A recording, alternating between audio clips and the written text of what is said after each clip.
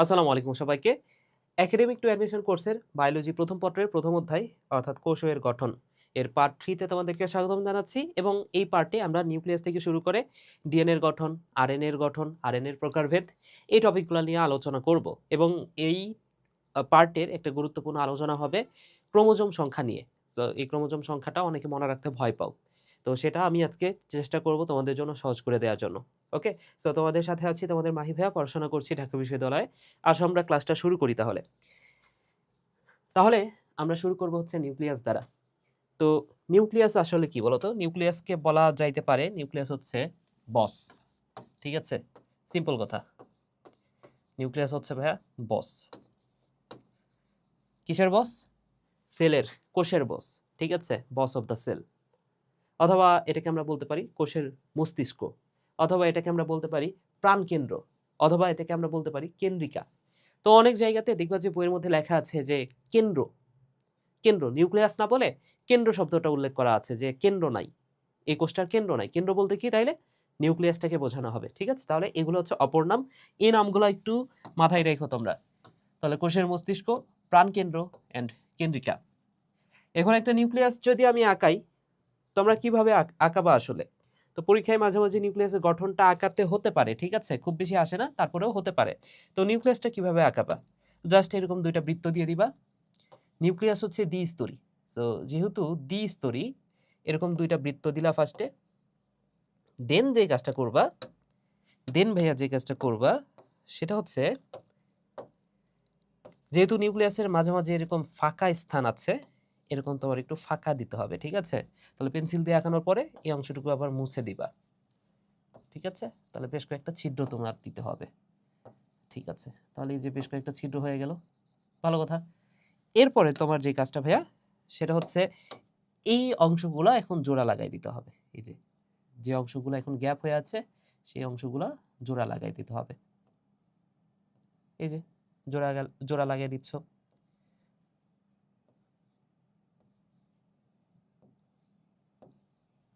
ঠিক আছে? তাহলে এই যে গঠনটা দেখতে পাচ্ছ, দ্বিস্তরী গঠন এটা অবশ্যই। এই গঠনটার নামই হচ্ছে নিউক্লিয়ার মেমব্রেন। ওকে? কি বলা হচ্ছে? এটাকে বলা হচ্ছে নিউক্লিয়ার মেমব্রেন। ওকে? তাহলে এইটা হচ্ছে দ্বিস্তরী নিউক্লিয়ার মেমব্রেন। এটাকে আমরা বলতে পারি ভাইয়া, এটাকে আমরা বলতে পারি এটা হচ্ছে nuclear membrane.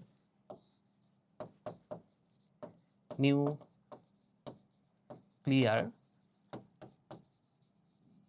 Membrane. So nuclear মেমব্রেনটা কেমন ভাইয়া? নিউক্লিয়ার মেমব্রেন হচ্ছে দ্বিস্তরী, রাইট? নিউক্লিয়ার মেমব্রেন কেমন? এটা হচ্ছে দ্বিস্তরী। কি দিয়ে গঠিত? আমরা জানি যে যেকোনো মেমব্রেন, বিশেষ করে হচ্ছে আমরা কোষঝিল্লি নিয়ে পড়ছি এর আগে। তো কোষঝিল্লি কি ছিল? ফসফোলিপিডের বাইলেয়ার ছিল। তো এখানে যে মেমব্রেনটা আছে না, এটাও কিন্তু ফসফোলিপিডের বাইলেয়ার দ্বারাই তৈরি। তাহলে এটাও দ্বিস্তরী ফসফোলিপিড বাইলেয়ার দ্বারা তৈরি। ফসফোলিপিড ফসফোলিপিড বাইলেয়ার দ্বারা তৈরি। বাইলেয়ার। তাহলে এই কথাটা ভাইয়া মাথায় রাখো। তাহলে এটা হচ্ছে নিউক্লিয়ার মেমব্রেন কি দ্বারা তৈরি? দ্বিস্তরী ফসফোলিপিড বাইলেয়ার দ্বারা তৈরি। এবং এখানে দেখতেই পাচ্ছ যে এখানে ছিদ্রপথ আছে। এই যে এখানে কি আছে ভাইয়া? এই ছিদ্রপথ আছে। তাহলে নিউক্লিয়ার মেমব্রেন এখানে কি আছে বলতো? ছিদ্র আছে। তো এই ছিদ্র নিয়ে আমরা একটু পরে কথা বলি। ছিদ্র নিয়ে একটু পরে কথা বলবো। এরপরে আসুন নিউক্লিয়াসের ভেতরে আর কি থাকে? আচ্ছা, কাজ যদি বলি, নিউক্লিয়ার মেমব্রেনের কাজ কি বলতো? কাজ হচ্ছে, যেহেতু ছিদ্রপথ আছে, বুঝতে পারতেছো, নিউক্লিয়ার মেমব্রেনের ভেতরে যে উপাদানগুলো আছে এবং নিউক্লিয়াসের বাইরে এই অংশটা তো সাইটোপ্লাজম, তাই না? তাহলে এই সাইটোপ্লাজম থেকে যদি নিউক্লিয়ার মেমব্রেনের ভেতরে কিছু যেতে চায়, তাহলে কোন দিক দিয়ে যাবে? নিশ্চয়ই ছিদ্রপথ দিয়ে যাবে। আবার যদি নিউক্লিয়াস থেকে কোনো কিছু বাইরে বের হতে চায়, কোন দিক দিয়ে বের হবে? অবশ্যই নিউক্লিয়ার মেমব্রেন দিয়ে বের হবে, তাই না? তাহলে বলো তো এই ছিদ্রপথের কাজ কি, বা এই নিউক্লিয়ার মেমব্রেনের কাজ কি? যাতায়াত। এটা একটা কাজ হইতে পারে।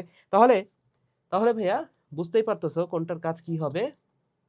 আমরা বুঝতে পারতেছি যে ভেতর থেকে কোনো কিছু যাইতে পারবে, বাইরে থেকে আবার কোনো কিছু আসতে পারবে।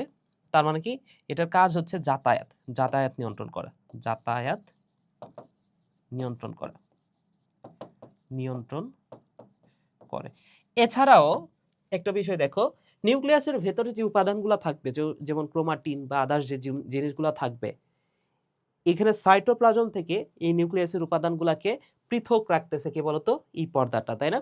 তাহলে এটা হচ্ছে পৃথক করে, কার কাছ থেকে পৃথক করে? সাইটোপ্লাজমীয় উপাদান থেকে নিউক্লিয়ার মেমব্রেনের ভেতরে যে উপাদানগুলো সেগুলোকে পৃথক করে, তাই না? তাহলে এটা হচ্ছে সাইটোপ্লাজম থেকে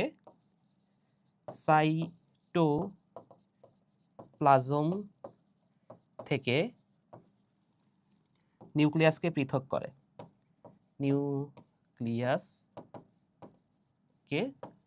করে, বা নিউক্লিয়াসের ভেতরের উপাদানগুলোকে পৃথক করে, এইভাবে তুমি বলতে পারো। ঠিক আছে, তো তোমার জাস্ট বুঝলেই হবে জিনিসটা, যে নিউক্লিয়াসকে পৃথক করে বলতে নিউক্লিয়াসের ভেতরে যে উপাদানগুলো আছে সেগুলোকে পৃথক করে। ঠিক আছে, ভালো কথা। তাহলে নিউক্লিয়ার মেমব্রেন সম্পর্কে আমরা পড়লাম। এরপরে আসো এর ভেতরে কি আছে বলতো? এর ভেতরে আছে নিউক্লিওপ্লাজম। এখানে যে প্লাজমাটা আছে বা মাতৃকাটা আছে সেটার নাম হচ্ছে নিউক্লিওপ্লাজম। যে তরল অংশ যেটা, এটার নাম হচ্ছে ভাইয়া, এটাকে বলা হচ্ছে নিউক্লিওপ্লাজম। এটা হচ্ছে নিউক্লিওপ্লাজম।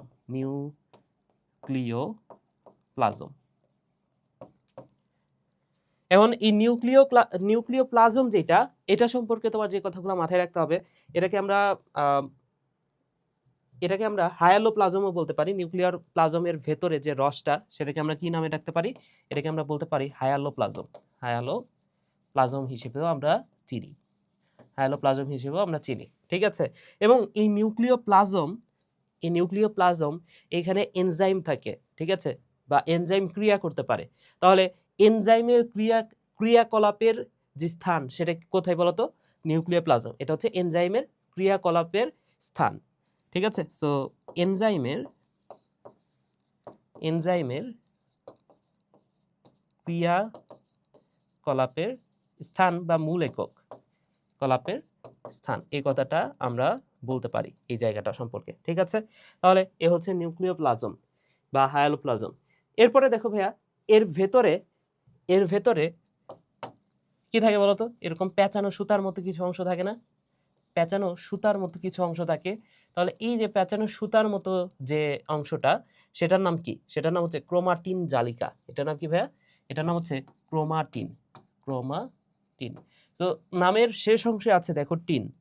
নামের শেষ অংশে কি আছে? নামের শেষ অংশে আছে টিন। এখানে টিন কথাটার অর্থ হচ্ছে, মাথায় রাখো, টিন কথাটার অর্থ হচ্ছে সুতা। আর ক্রোমোজোম থেকে ক্রম কথাটা আসে। সো ক্রম মানে গুগল ক্রম না, এই ক্রম কথাটার অর্থ হচ্ছে রং। কি? ক্রম কথাটার অর্থ হচ্ছে রং। তাহলে ক্রোমাটিন মানে কি? ক্রোমাটিন মানে হচ্ছে রঙিন সুতা। ক্রোমাটিন মানে কি ভাইয়া? ক্রোমাটিন মানে হচ্ছে রঙিন সুতা। তাহলে এখানে পেঁচানো যে সুতাটা, সেটার নাম হচ্ছে ক্রোমাটিন, রঙিন সুতা।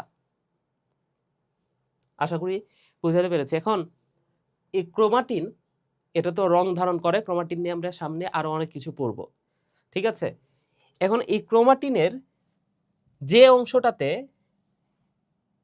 অংশটাতে নিউক্লিওলাস যুক্ত থাকে, এই যে এই অংশটাকে বলা হয় নিউক্লিওলাস।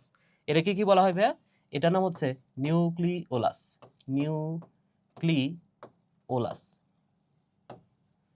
তো ওকে, সো এই নিউক্লিওলাস সম্পর্কে যে কথাগুলো মনে রাখবা ভাইয়া, নিউক্লিওলাস সম্পর্কে মনে রাখতে হবে এটার আসলে অবস্থানটা কোথায়। নিউক্লিওলাসের অবস্থান হচ্ছে, মনে রাখো, এটা হচ্ছে স্যাট ক্রোমোজোম বা ক্রোমোজোমের স্যাটেলাইটের সাথে যুক্ত থাকে। ঠিক আছে, এখন স্যাট ক্রোমোজোম কি, স্যাটেলাইট কি, একটু পরে বুঝতে পারবা। তো এখন জাস্ট এতটুকুই মনে রাখো যে এই নিউক্লিওলাস, এটা স্যাট ক্রোমোজোম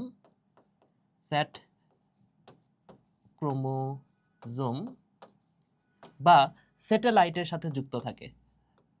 স্যাটেলাইটের সাথে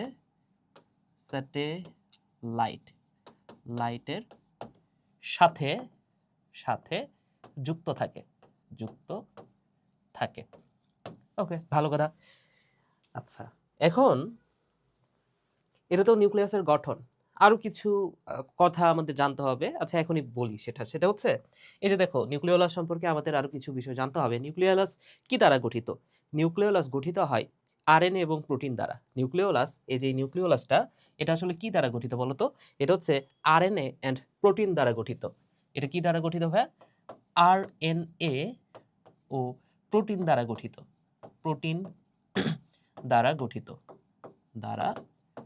গঠিত। তাহলে এটা গেল।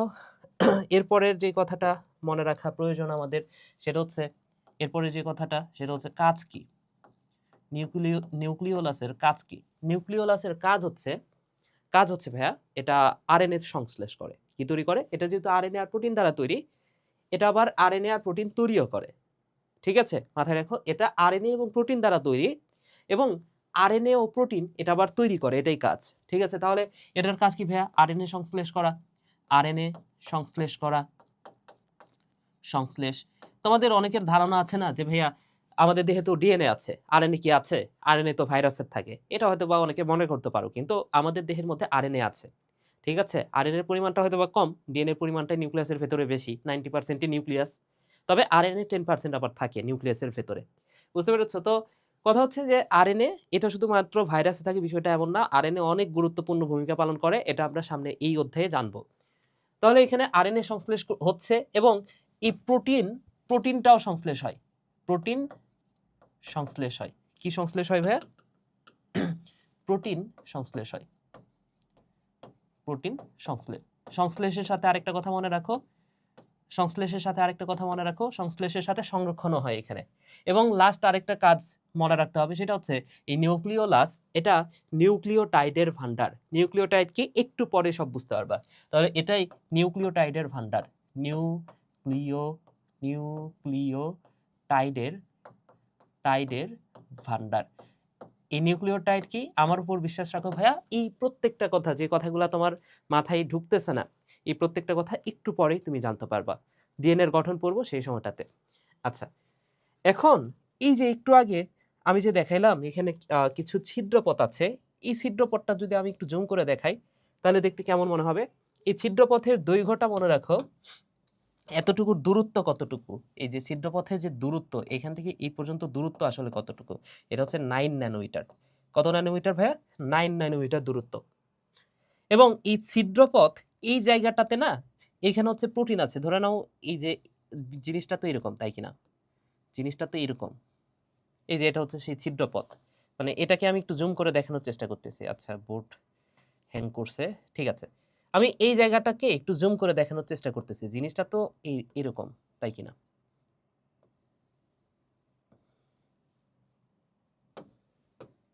জিনিসটা তো এরকম।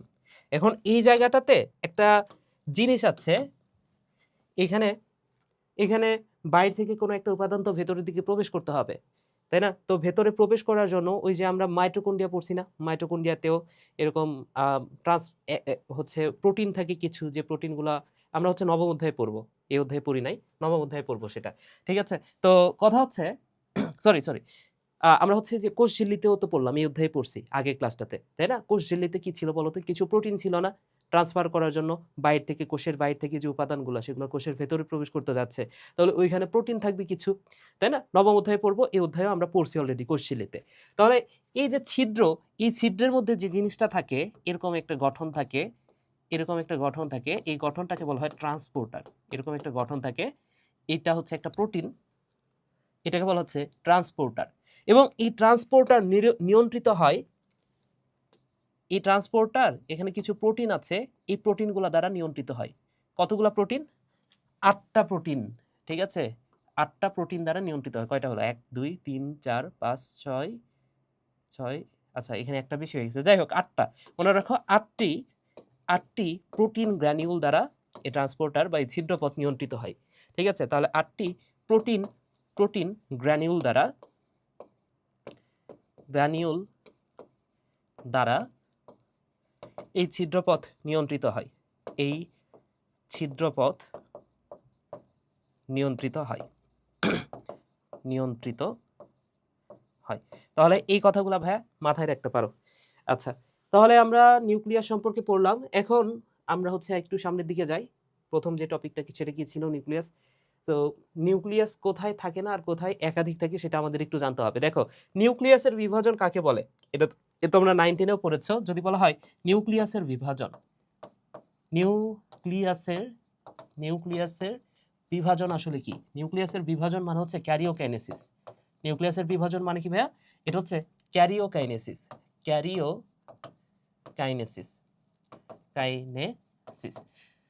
আর সাইটোকাইনেসিস কি বলতো? সাইটোপ্লাজমের বিভাজন। এটা আমরা দ্বিতীয় অধ্যায়ে জানবো। সো সাইটোকাইনেসিস, আর একটা ওয়ার্ড, সাইটোকাইনেসিস, কাইনেসিস। তাহলে সাইটোকাইনেসিস মানে কি? সাইটোকাইনেসিস মানে হচ্ছে সাইটোপ্লাজমের বিভাজন। কি ভাইয়া? সাইটোপ্লাজমের বিভাজন, প্লাজমের বিভাজন। তো কোষ বিভাজন সম্পর্কে নিশ্চয়ই তোমরা 9 10 থেকে পড়ে আসছো, তাই না? কোষ বিভাজনের শুরুতে কি হয় বলো তো? ওই যে প্রোফেজ, প্রোমেটাফেজ, মেটাফেজ, অ্যানাফেজ পড়ছো না? টেলোফেজ। তো এগুলাতে আসলে কি হয়? এগুলাতে ক্রোমোজোমের বিভাজনটা হয় বা নিউক্লিয়াসের বিভাজনটা হয় ফার্স্টে। অর্থাৎ ক্যারিওকাইনেসিস। তুমি যেটা পড়ছো মাইটোসিস হিসেবে যে জিনিসটা পড়ো মেইনলি, সেটা কিন্তু ক্যারিওকাইনেসিসের ধাপগুলা পড়ো। এবং এরপরে সাইটোকাইনেসিসটা শুরু হয়। অর্থাৎ একটা ধরে নাও, এটা একটা কোষ, এটা একটা কোষ। এই কোষের ভেতরে নিউক্লিয়াস তো একটাই থাকে। এই কোষের ভেতরে নিউক্লিয়াস কয়টা? একটা।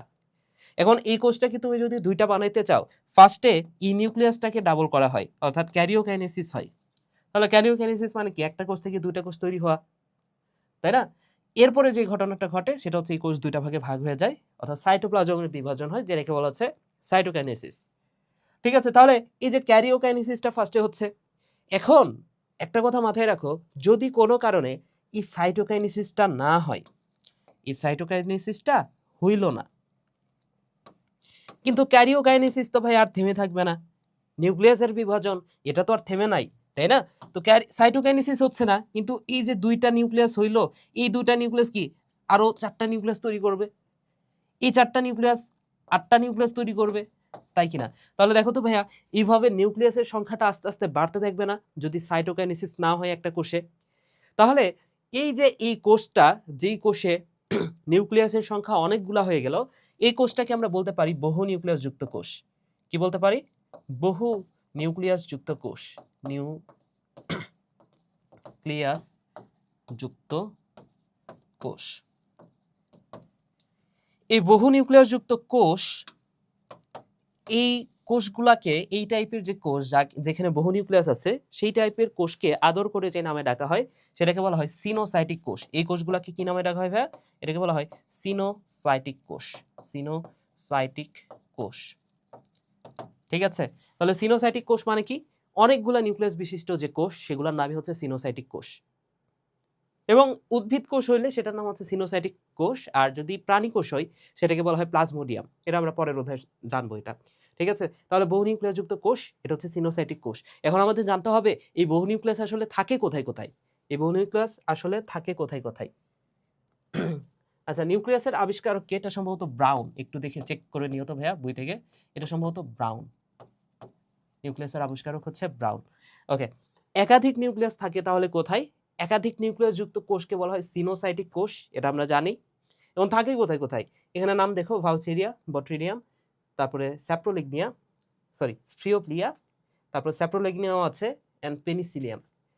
এই জাতীয় ছত্রাক এবং শৈবালে কি থাকে? বহু নিউক্লিয়াস থাকে। তাহলে শৈবালটার ছত্রাকটার নাম কি ভাই? পেনিসিলিয়াম।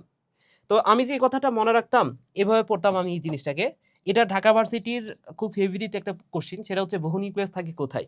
তো আমি পড়তাম যে সাপেন ভাও বট। কি? সাপেন ভাও, সে হচ্ছে বট। হ্যাঁ, যারা পাবজি খেলো তারা বুঝতে পারবা বট মানে কি। সো সাপেন ভাও হচ্ছে সেই বট। সো সা মানে হচ্ছে এই যে স্যাপ্রোলেগনিয়া অ্যান্ড স্ফ্রিওপ্লিয়া।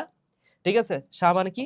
এখানে হচ্ছে স্যাপ্রোলিগনিয়া নাই, আমি বলে দিই স্যাপ্রোলেগনিয়া, লেগনিয়া অ্যান্ড এই যে স্ফ্রিওপ্লিয়া। পেন মানে তো পেনিসিলিয়াম, ভাও মানে হচ্ছে ভাউসেরিয়া, অ্যান্ড বট মানে হচ্ছে বট্রিডিয়াম। তাহলে এই নিম্ন শ্রেণীর উদ্ভিদগুলাতে একাধিক নিউক্লিয়াস দেখা যায়। আবার এমন অনেক কোষ আছে যে কোষগুলাতে আসলে নিউক্লিয়াসই থাকে না। এমন অনেক কোষ আছে যে কোষগুলাতে নিউক্লিয়াসই নাই। যেমন আমি উদাহরণ দিতে পারি, আদি কোষে নিউক্লিয়াস থাকে না, সুগঠিত নিউক্লিয়াস থাকে না, তাই কিনা?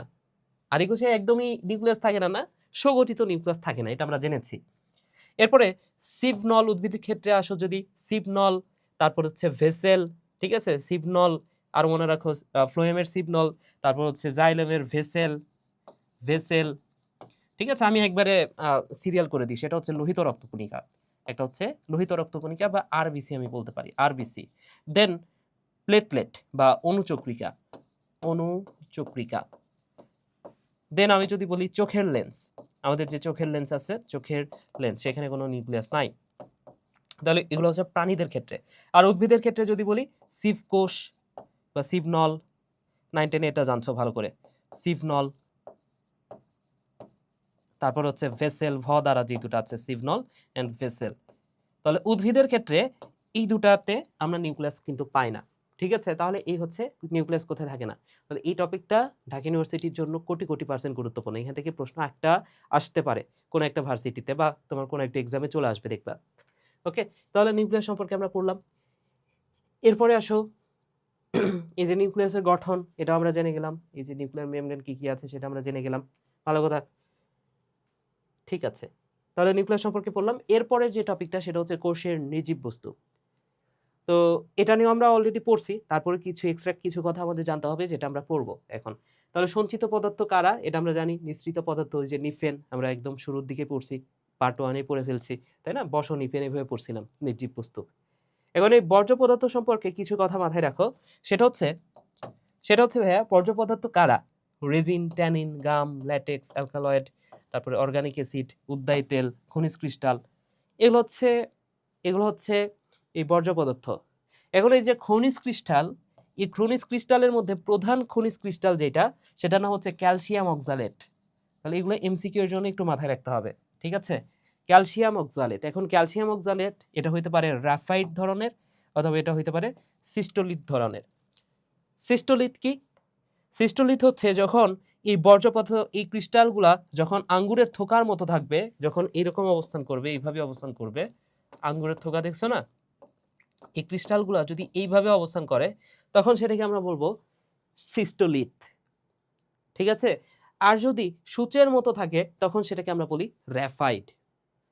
তো এগুলো এমসিকিউর জন্য গুরুত্বপূর্ণ, ঠিক আছে? এই তিনটা ইনফরমেশন একটু মাথায় রাখো। প্রধান খনিজ ক্রিস্টাল হচ্ছে ক্যালসিয়াম অক্সালেট, এটা হতে পারে গ্রাফাইট এবং সিস্টোলিথ। সিস্টোলিথ মানে কি? এটা আঙ্গুরের থোকার মতো থাকলে সিস্টোলিথ, অ্যান্ড যদি সূচের মতো থাকে সেটা হচ্ছে গ্রাফাইট। আচ্ছা, এবার আসো আমাদের মেইন পড়াটা শুরু হচ্ছে এখন থেকে। ক্রোমোজোম। ক্রোমোজোম নিয়ে আমাদের প্রত্যেকেরই আগ্রহ আছে, তাই না? আমরা 9-10 থেকে জেনেছি যে এটা বংশগতীয় বস্তু। এর মাধ্যমে আমরা কি আমাদের পিতামাতার মতো হই। আমাদের পিতামাতার যে বৈশিষ্ট্যগুলা, সেগুলো আমাদের মধ্যে আসে কার মাধ্যমে? ক্রোমোজোমের মাধ্যমে। তো আমরা আরো ডিটেইলস জানতে পারবো এখন। দেখুন, 9-10 এ বায়োলজি ভালো লাগে না। এ ভালো না লাগার একটা মূল কারণ হচ্ছে 9-10 এ বায়োলজিটাকে আসলে রস দিয়ে উপস্থাপন করা হয় নাই।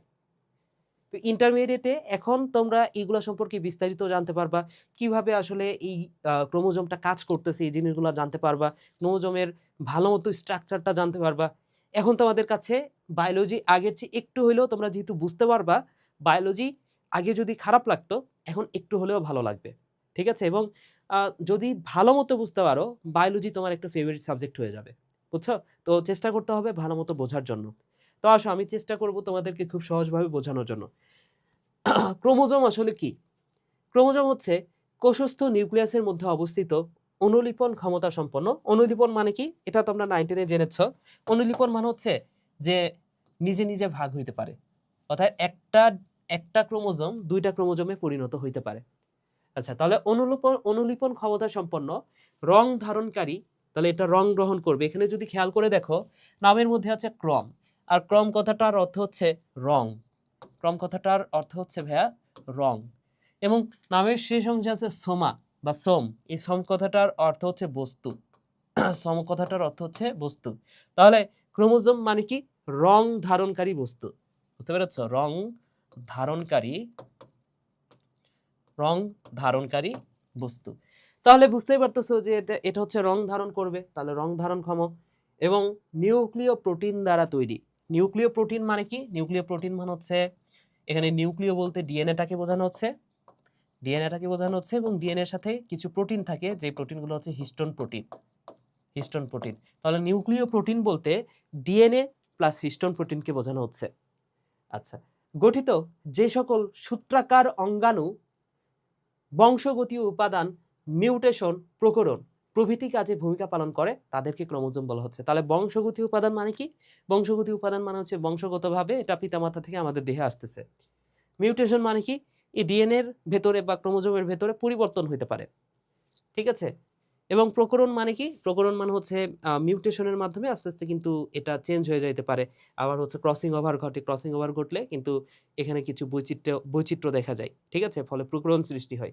তাহলে এগুলা কাজে ভূমিকা পালন করতেছে তাদেরকে বলা হচ্ছে ক্রোমোজোম। আচ্ছা ভালো কথা। এখন কিছু বিজ্ঞানী নাম আমাদের জানতে হবে। ক্রোমোজোম প্রত্যক্ষ করেন কে সর্বপ্রথম? সেটা হচ্ছে কার্ল নাগেলি। ক্রোমোজোম প্রত্যক্ষ করেন কে? কার্ল নাগেলি। ঠিক আছে? বা পর্যবেক্ষণ করেন কে? কার্ল নাগেলি। স্টার্সবুর্গার আবিষ্কার। ঠিক আছে? স্টার্সবুর্গার আবিষ্কার। ঠিক আছে? যেমন আমরা হচ্ছে মাইটোকন্ড্রিয়াতে পড়ছিলাম। কলিকার আবিষ্কার, ওই যে কার থাকলে আর থাকলে শেষে আর থাকলে কি আবিষ্কার, এটারও শেষে আর আছে। তাহলে কলিকার আবিষ্কার মাইটোকন্ড্রিয়ার আবিষ্কারক। তাই না? তারপরে হচ্ছে আমরা পড়ছি শিম্পার আবিষ্কার, প্লাস্টিডের আবিষ্কারক। এখন আমরা পড়ব স্টার্সবুর্গার। এটা কিসের আবিষ্কারক? ক্রোমোজোমের আবিষ্কারক। স্টার্সবুর্গার আবিষ্কার। স্টার্সবুর্গার আবিষ্কার মিল আছে। তাহলে স্টার্সবুর্গার কি করছে বলতো? ক্রোমোজোম আবিষ্কার করছে। তো তিনি কোষ বিভাজনের সময় সুতার মতো গঠন লক্ষ্য করেন। তো উনি যেহেতু সুতার মতো গঠন সর্বপ্রথম লক্ষ্য করেন, তার মানে উনি আবিষ্কার করছে এটা। আচ্ছা, আর ইনি হচ্ছে পর্যবেক্ষণ করছে। তারপরে ওয়ালডেয়ার, ইনি হচ্ছে ক্রোমোজোম নামকরণ করেন। ঠিক আছে? মাথায় রাখো। সাটন ও বভেরি ক্রোমোজোমকে বংশগতীয় ধারক ও বাহক। এই যে সাটন বভেরি ধারক বাহক, সাটন বভেরি ধারক বাহক দুইটা আছে। তারপর পেইন্টার যে কাজটা করছে মনে রাখো, এভাবে পড়তে পারো যে মানুষের ক্রোমোজোম সংখ্যা কয়টা বলো তো?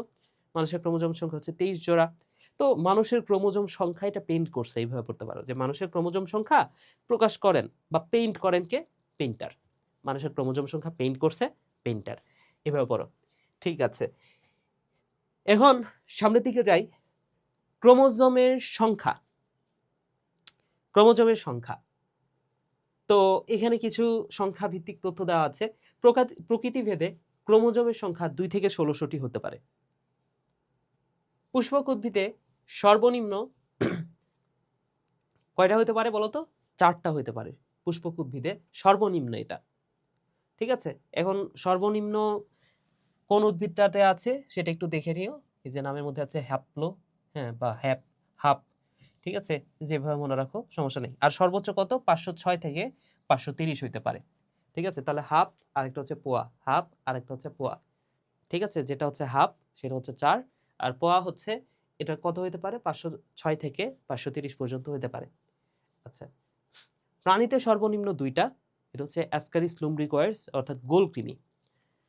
অ্যাসকারিস লুম্ব্রিকয়েডস, এটা কিসের বৈজ্ঞানিক নাম বলতো? আচ্ছা, এখানে লুম্ব্রিকয়েড নাই, অ্যাসকারিস মনে রাখো। তো এভাবে জাস্ট পড়তে পারো যে S2, এভাবে পড়তে পারো S2। এর হচ্ছে ছিল হাফ 4 S2, এভাবে পড়তে পারো half 4 S2, half 4 S2, half 4 S2। অর্থাৎ ওই যে যেখানে নামের মধ্যে হাফ দেখবা সেটা হচ্ছে 4টা, আর যেখানে দেখবা S সেটা হচ্ছে 2টা। তাহলে প্রাণীদের মধ্যে সর্বনিম্ন হচ্ছে গোলকৃমিতে অর্থাৎ S2তে। ওকে, আর সর্বোচ্চ 1600 পর্যন্ত হতে পারে। এটা কোথায়? রেডিওলারিয়া জাতীয় প্রোটোজোয়াতে। রেডিওলারিয়া জাতীয় প্রোটোজোয়াতে কয়টা? সর্বোচ্চ 1600টা হইতে পারে। সর্বোচ্চ কয়টা? 1600টা হইতে পারে। ঠিক আছে, ওকে। তো এই হচ্ছে ক্রোমোজোম সংখ্যা।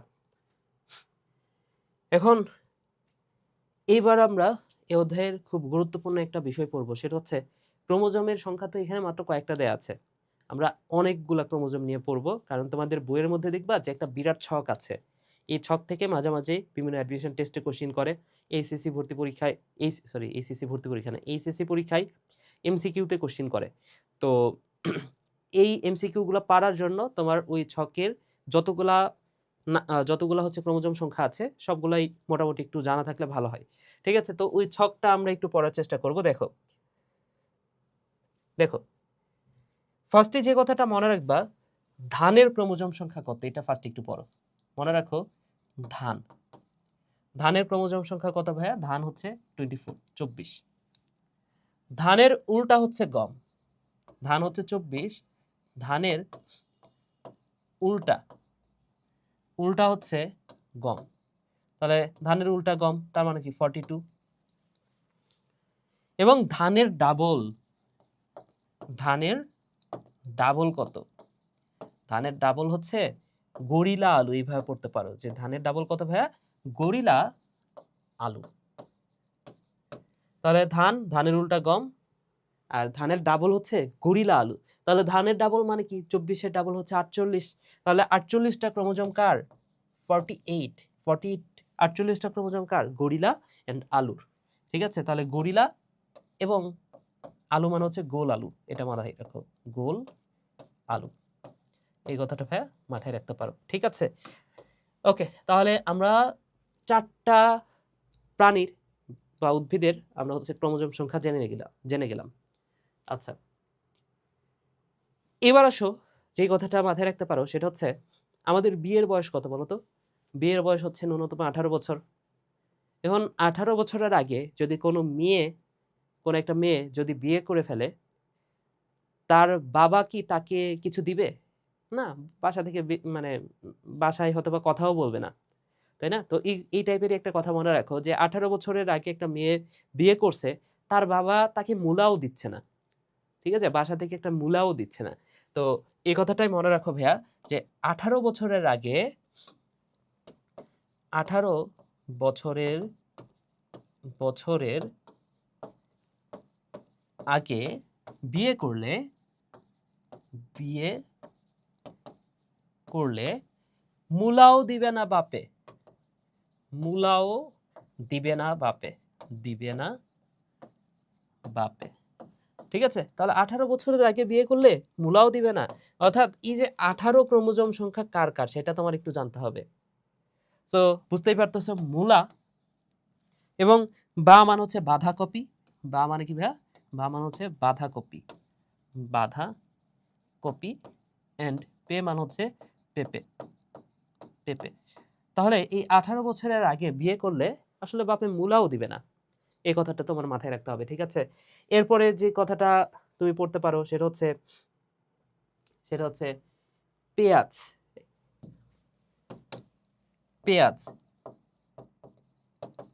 এটা পেঁয়াজ থেকে পরীক্ষায় প্রশ্ন আসে যে পেঁয়াজের মূলে কয়টা ক্রোমোজোম থাকে, একটু পরে বলতেছি কয়টা। তারপর হচ্ছে হাইড্রা এন্ড গিনিপিগ।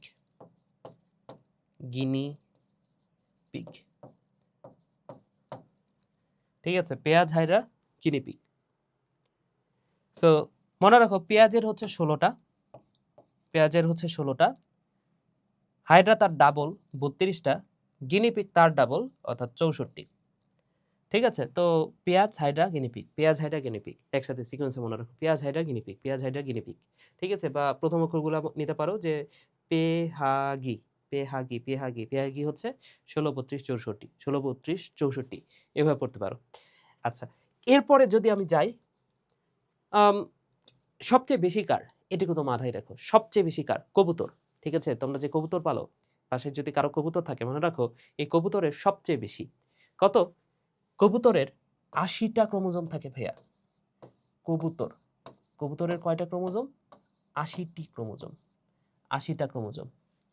আচ্ছা, এরপরে গরু ছাগল। ঠিক আছে, গরু ছাগলের কয়টা? গরু মানে তো ষাঁড়। ঠিক আছে, ষাঁড় থেকে মনে রাখতে পারো 60। ঠিক আছে, গরু মানে তো ষাঁড়, আর ষাঁড় থেকে মনে রাখো 60। ঠিক আছে, তো এই যে গরুর সাথে তো ছাগলও থাকবে, এটা তো একই জিনিস। তাহলে গরু আর ছাগল যারা বাসায় থাকে, তাহলে কবুতরও বাসায় থাকে, সে তো 80, আর গরু ছাগল সে একটু কম মানের, সে হচ্ছে 60, তার ক্রোমোজোম সংখ্যা হচ্ছে 60। তাহলে এটাও হলো। এরপরে আমরা আমাদের বাসার আশেপাশে যদি পুকুর থাকে, সেই পুকুরে তো ব্যাঙ থাকে, সোনা ব্যাঙ থাকে। সো সোনা ব্যাঙ মনে রাখো, সোনা ব্যাঙ 26। অথবা তুমি এভাবে পড়তে পারো যে সৎ থেকে তো স্বাধীনতা, আর আমাদের স্বাধীনতা দিবস কবে? সমানে তো স্বাধীনতা, আর স্বাধীনতা দিবস কবে বলো তো? 26 মাস, তাই না? তাহলে এই যে 26, তাহলে সোনা ব্যাঙ 26। ঠিক আছে, এরপরে যদি বলি চীনা বাদাম, আমি যদি বলি ভাইয়া চীনা বাদামের কত? চীনা বাদাম 40। চীনা বাদাম কত?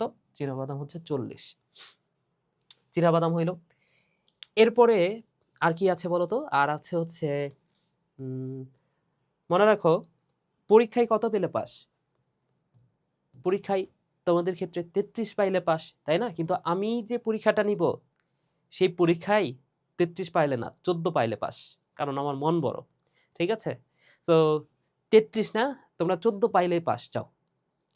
তো মনে রাখো 14 পাইলে পাস। মনে রাখো ভাইয়া, পরীক্ষায় 14 পাইলে পাস। পাস, ঠিক আছে? এবং যদি পাস করো সেই ক্ষেত্রে কি হবে? আমি তোমাকে জব দিব, চাকরি দিব, তাই না? তাহলে 14 পাইলে পাস আর পাস করলে জব হবে। 14 পাইলে পাস, 14তে পাস আর পাস করলেই জব হবে। তো ভাই এখানে বুঝতে পারতেছো এই 14 ক্রোমোজোম সংখ্যা আসলে কার কার? ঠিক আছে? 14 ক্রোমোজোম সংখ্যা হচ্ছে জবের। পতে মনে রাখো পাট এবং শতে মনে রাখো শশা। তাহলে এদের হচ্ছে 14 শশা। আচ্ছা, এবার আসো চীনাবাদাম তো বলছি, চতে চীনাবাদাম, চতে 40। এবার আসো আরেকটা মনে রাখো, সেটা হচ্ছে খরগোশ কলা খায়। খরগোশ খরগোশ কলা খায়। কলা খায়, ঠিক আছে? সো খরগোশ কলা খায়, অর্থাৎ খরগোশ আর কলা এদের ক্রোমোজোম সংখ্যা কত? এটা একটু মনে রাখতে হবে কষ্ট করে, সেটা হচ্ছে 44, 44। ঠিক আছে? খরগোশ আর কলা এটা হচ্ছে 44, 44। তো আমার ক্ষেত্রে যেটা হইতো, আমি যেভাবে মনে রাখতাম সেটা হচ্ছে কলার ইংলিশটা কি বলতো? Banana, BANANA। ঠিক আছে? এখানে দেখো সবকিছু কেমন জানি ডাবল ডাবল, তাই না? এ ডাবল, ট্রিপল আছে, NO ডাবল, মানে একটু বেশি বেশি মনে হচ্ছে না সবকিছু? ব্যানানা। তো যেহেতু বেশি বেশি, এখানেও দেখো পরপর 2টা অক্ষর আছে, তাহলে এতক্ষণ ধরে আমরা যা কিছু পড়লাম কোনোটার কি পরপর 2টা অক্ষর ছিল না? এই ব্যানানা অর্থাৎ কলা আর খরগোশ এদেরই হচ্ছে 44টা। তো এভাবে আমার মনে থাকতো। আচ্ছা, এরপরে যদি বলি কিউলেক্স মশা, এরপরে যদি বলি ভাইয়া কিউলেক্স মশা, কিউলেক্স মশা। সো নামের মধ্যে আছে কিউব, সো রুবিক্স কিউব নাম শুনছো না? একটা কিউবের কয়টা তল থাকে? 6টা। তাহলে কিউলেক্স মশা এখানে কয়টা ক্রোমোজোম আছে বলো তো? 6টি। এরপরে যদি বলি গৃহমাছি, গৃহমাছি, গৃহমাছি। তো গৃহমাছি, এখন গৃহ মানে কি বলতো? ঘর বাড়ি, তাই না? সো গৃহ মানে হচ্ছে বাড়ি, আর বাড়ি থেকেই মনে রাখো 12। ঠিক আছে? তাহলে গৃহমাছির ক্রোমোজোম সংখ্যা কত? 12টা। গৃহমাছির ক্রোমোজোম সংখ্যা কত? 12টা। আচ্ছা, এরপরে যদি বলি ফলের মাছি, এরপরে যদি বলি ভাইয়া ফলের মাছি, এখন ফলের মাছি না বলে আমি বলতাম ফলের আটি। ফলের ভেতরে তো আটি থাকে, সো আটি থেকে মনে রাখতে পারো 8। তাহলে ফলের আটি এভাবে পড়তে পারো যে এখানে ক্রোমোজোম সংখ্যা কত? ক্রোমোজোম সংখ্যা হচ্ছে 8। আহ মোটামুটি শেষ, তাই না? হ্যাঁ, সবকিছুই মোটামুটি শেষ। একটা তো আমরা জানি প্রথম থেকে, সেটা হচ্ছে S2। তাহলে সর্বনিম্ন হচ্ছে 2। আর এই ছক থেকে আমরা সর্বোচ্চ পড়ছি কত? 80, যেটা হচ্ছে কবুতরের। ওকে, তো আশা করি শেষ।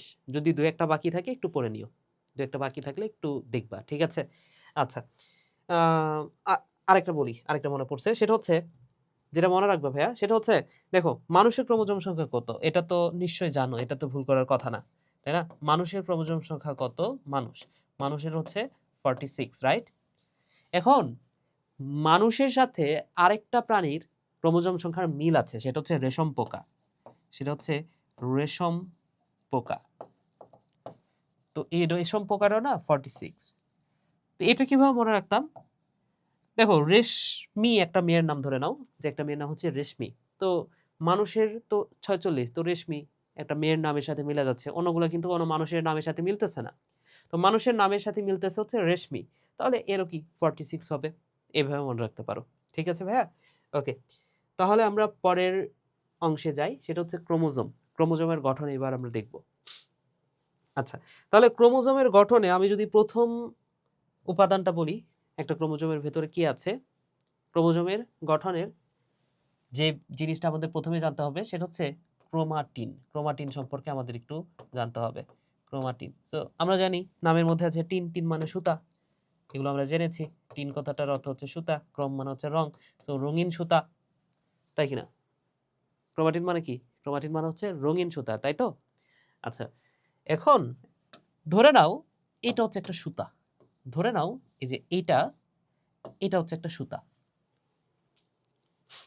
এই সুতার সাথে আরো কিছু উপাদান থাকে, কিছু প্রোটিন থাকে অ্যাকচুয়ালি। তো এই সুতার সাথে এখানে বেশ কিছু প্রোটিন থাকে। মোট 8টা প্রোটিন। এই যে সামনে থেকে 4টা দেখতে পাচ্ছ, পেছনে আরো 4টা আছে। এই প্রোটিনগুলোর নামই হচ্ছে হিস্টোন প্রোটিন। এই প্রোটিনগুলো কি ভাইয়া? এগুলো হচ্ছে হিস্টোন প্রোটিন। Histone protein. এবং এইখানে যে সুতার মতো অংশটা দেখতে পাচ্ছ, এটা আসলে ডিএনএ। এটার নাম কি ভাইয়া? এটার নাম হচ্ছে, এটা হচ্ছে ভাইয়া ডিএনএ। তো এই ডিএনএ গুলা কি করে জানো? এই হিস্টোন প্রোটিনটাকে পেঁচায় থাকে, এইভাবে পেঁচায় থাকে। ঠিক আছে? তাহলে এই যে একবার পাচাইলো, এখানে আরো কিছু প্রোটিন আছে, এখানে আরো প্রোটিন আছে। এই প্রোটিনকে আবারও পেঁচাবে, এই প্রোটিনটাকে আবারও পেঁচাইলো। ঠিক আছে? এরপরে যাওয়ার পরে দেখা যাচ্ছে যে এখানে আরো প্রোটিন আছে, এখানে দেখা যাচ্ছে এই পাশে আরো প্রোটিন আছে। তো এই প্রোটিনকে এইভাবে পেঁচায় থাকে। এই প্রোটিনগুলোকে এই ডিএনএ এভাবে পেঁচায় থাকে। বুঝতে পেরেছো? ওকে। তো এই যে হিস্টোন আর ডিএনএ, এই দুটাকে একত্রে আদর করে যে নামটাতে ডাকা হয়, সেটা হচ্ছে নিউক্লিওজোম। কি বলা হয়? নিউক্লিওজোম। তাহলে ক্রোমাটিনের গঠন একক কোনটা? ক্রোমাটিনের একক হচ্ছে নিউক্লিওজোম। এই যে ক্রোমাটিনের এককটার নাম কি? এককটার নাম হচ্ছে নিউক্লিওজোম। নিউক্লিওজোম। এখানে সোম মানে হচ্ছে বস্তু, নিউক্লিওজোম মানে হচ্ছে কি বলতে পারি আমরা? নিউক্লিয়াসের বস্তু বলতে পারি, তাই কিনা? আচ্ছা, তাহলে ক্রোমাটিনের এককটা কি? নিউক্লিওজোম। আর একটা নিউক্লিওজোম কিভাবে গঠিত হয়? একটা নিউক্লিওজোম কিভাবে গঠিত হয় নিশ্চয়ই বুঝতে পারতেছো। একটা নিউক্লিওজোমের মধ্যে আছে হচ্ছে DNA plus histone protein. DNA plus histone protein, এটা মিলে একটা নিউক্লিওজোম। এবং এই নিউক্লিওজোমের সংখ্যা কয়টা একটা ক্রোমোজোমে? 3 × 10⁷। এটা তোমাদের আবুল হাসান স্যারের বইয়ে নাই, তো আমি মুখে বলে দিলাম, একটু মাথায় রাখো যে একটা ক্রোমোজোম কয়টা নিউক্লিওজোম দ্বারা তৈরি? 3 × 10⁷টা নিউক্লিওজোম দ্বারা একটা ক্রোমোজোম তৈরি হয়। ওকে, তাহলে এই যে ক্রোমাটিনের মধ্যে যে সুতাটা আমরা দেখি, ওই সুতাটা হচ্ছে ডিএনএ এন্ড হিস্টোন থাকে ওই জায়গাটাতে। এখন এই যে এই ডিএনএ এবং হিস্টোনগুলা, এটা আস্তে আস্তে না প্যাচ শুরু করে, কয়েলিং শুরু করে, প্যাঁচানো আকৃতির হয়ে যায়। ঠিক আছে? তো যে ঘটনাটা ঘটে সেটা হচ্ছে এই সুতাগুলা না এখন আস্তে আস্তে প্যাঁচানো শুরু করবে। কিভাবে প্যাঁচাবে? ধরে নাও যে এই যে এখানে প্রোটিনগুলো আঁকায়, একটু প্রোটিনগুলো আঁকায় নি,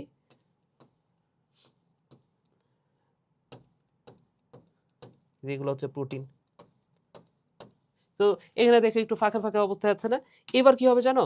এই ডিএনএ গুলা এই প্রোটিনগুলাকে কয়েল মানে প্রোটিনগুলোকে তো পেঁচায় থাকবে, কিন্তু দেখো এখন আরো কাছাকাছি চলে আসছে ডিএনএটা, তাই না? এখানে হচ্ছে সুতাগুলা দূরে দূরে ছিল একটু, কয়েলিং এর কারণে এটা আস্তে আস্তে আরো কাছে চলে আসতেছে, আরো কাছাকাছি চলে আসতেছে। এভাবে আরো বেশি কয়েলিং হবে, এরপরে আরো বেশি কয়েলিং হবে, এবং এইভাবে কয়েলিং হইতে হইতে যখন খুবই বেশি পেঁচানো হয়ে যাবে, তখন সেই জিনিসটাকে বলা হচ্ছে সুপার কয়েলিং। তুমি একটা জিনিস চিন্তা করে দেখো, ধরে নাও যে একটা সুতা, তোমাদের বাসায় যাদের মা সেলাই করে, তা সেখানে কি সুতা থাকে না? এখন ছোটবেলায় আমি যে কাজটা করতাম, যে সুতাগুলা হচ্ছে ওই সুতার যে ক্যাডিং বলে না কি বলে ওটাকে, ওইখান থেকে হচ্ছে আমি আলাদা করতাম সুতাগুলাকে। ঠিক আছে? নেয়ার পরে যখন হচ্ছে সুতা অনেক বড় হইতো, তারপরে ওইটাকে হাতের মধ্যে পেঁচাইতাম। তাহলে দেখো হাতের মধ্যে যখন আমি পেঁচাচ্ছি, কয়েলিং করতেছি, দেখো তো ছোট্ট একটা জায়গার মধ্যে অনেকগুলো সুতা ধরে যাচ্ছে না? কিন্তু তুমি যদি সুতাটাকে লম্বা করো, দেখবে যে অনেক বড় হয়ে যাচ্ছে সুতা।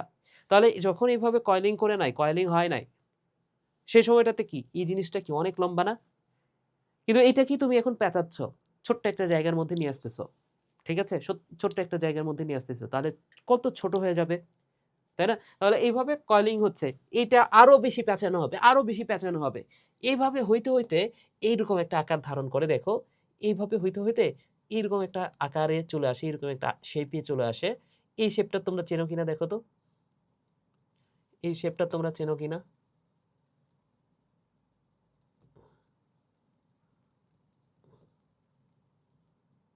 এই শেপটা তোমরা চেনো কিনা?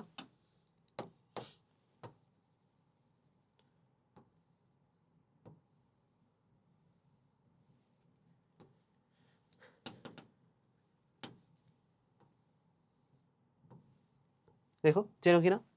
চেনো তো, তাই না? তাহলে এইটাই হচ্ছে ক্রোমোজোম। একটা ক্রোমোজোম এইভাবে গঠিত হয়। একটা ক্রোমোজোম এইভাবে গঠিত হয়। ঠিক আছে, আমি উল্টাভাবে বলতে পারতাম যে একটা ক্রোমোজোমের ভেতরে আছে কি? একটা ক্রোমোজোমকে তুমি যদি ছোট্ট একটা জায়গা নিয়ে দেখো, ছোট্ট একটা জায়গা নিয়ে দেখো, এই ছোট্ট একটা জায়গাতে তুমি দেখতে পাবে যে এরকম পেঁচানো, পেঁচানো। ঠিক আছে? তুমি কি দেখতে পাবে বলো তো? এরকম পেঁচানো, পেঁচানো কিছু জিনিস আছে। পেঁচানো, পেঁচানো কিছু জিনিস আছে। এটাকে তুমি যদি আরেকটু জুম করে দেখো, তুমি দেখতে পাবে হ্যাঁ, এখানে হচ্ছে এরকম ডিএনএ আছে, ডিএনএ এর সাথে হিস্টোন আছে। ঠিক আছে? আরেকটু জুম করে দেখলে বা এখানে আরো বেশি পেঁচানো আছে। আরেকটু জুম করে দেখলে তখন তুমি দেখতে পাচ্ছ আচ্ছা এখানে ডিএনএ আছে এবং এখানে কি আছে? হিস্টোন প্রোটিন আছে। এই জিনিসটা তুমি একদম সবার শেষে দেখতে পাবা যখন অনেক বেশি জুম করে ফেলবা। ঠিক আছে? তাহলে এ হচ্ছে ক্রোমাটিন। এখন এখন ছোট্ট একটা বিষয় আমরা পড়বো, সেটা হচ্ছে ধরে নাও এটা হচ্ছে একটা ক্রোমোজোম, এটা হচ্ছে একটা ক্রোমোজোম। তো এই ক্রোমোজোমের এখানে তো অনেক বেশি প্যাচ আছে, নিশ্চয়ই বুঝতে পারতেছো এখানে অনেক বেশি প্যাচ আছে। তো এই প্যাচগুলাকে তুমি যদি একটু জুম করে দেখো, তুমি দেখতে পাবা যে এইখানে কিছু জায়গাতে প্যাচগুলা না একটু বেশি। কিছু জায়গাতে তুমি দেখতে পাবা যে হ্যাঁ, এখানে প্যাচগুলা একটু বেশি। কিন্তু কিছু জায়গাতে তুমি দেখতে পাবা যে না, এখানে প্যাচটা একটু কম। যেমন এই যে সাইডের দিকে এখানে মনে হচ্ছে যে প্যাচটা একটু কম। তাহলে কিছু জায়গাতে প্যাচটা অনেক বেশি থাকে, একটু জুম করে দেখলে বুঝতে পারবা এখানে কিছু জায়গাতে প্যাচটা একটু বেশি, আবার কিছু জায়গাতে প্যাচটা একটু কম। তো যে জায়গাটাতে প্যাচ কম, মনে রাখো যে আসলে ভালো মানুষ তার মনের মধ্যে প্যাচটা কম থাকে, তাই না? আর যে খারাপ মানুষ তার মধ্যে মনের মধ্যে প্যাচটা বেশি থাকে। তো যেটা ভালো, বায়োলজিতে ইউ কথাটার অর্থ হচ্ছে ভালো।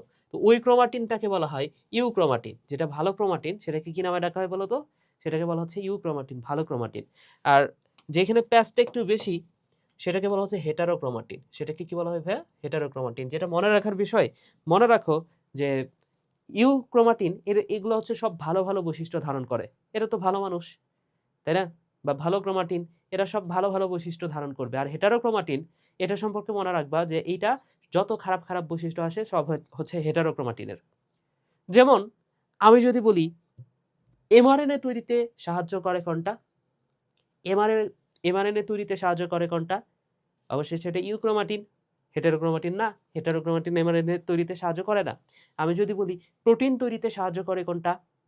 অবশ্যই ইউক্রোমাটিন, তাই না? যত ভালো কথা বলবো সব হচ্ছে ইউক্রোমাটিন। যেমন তুমি এখানে দেখতে পাচ্ছ যে এইটা ইউক্রোমাটিন অবশ্যই কম কুণ্ডলিত। আমরা দেখলাম যে কম কুণ্ডলিত যেটা সেটা হচ্ছে ইউক্রোমাটিন। আর এটা হচ্ছে অধিক কুণ্ডলিত। এটা হচ্ছে বেশি ডিএনএ ধারণ করবে, তাই না? বা সক্রিয় ডিএনএ ধারণ করবে। এখানে ডিএনএ এর পরিমাণটা বেশি থাকবে যেহেতু হিউম্যান হচ্ছে ভালো।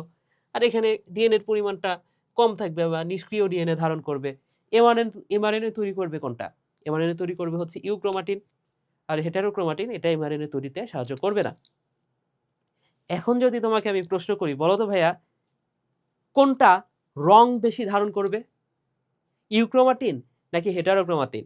তো তোমার কাছে মনে হতে পারে যে ভাইয়া ক্রোমোজোম মানে তো রং ধারণকারী বস্তু, এখন ইউক্রোমাটিন মানে তো ভালো, তাহলে এটাই মনে হয় বেশি রং ধারণ করবে।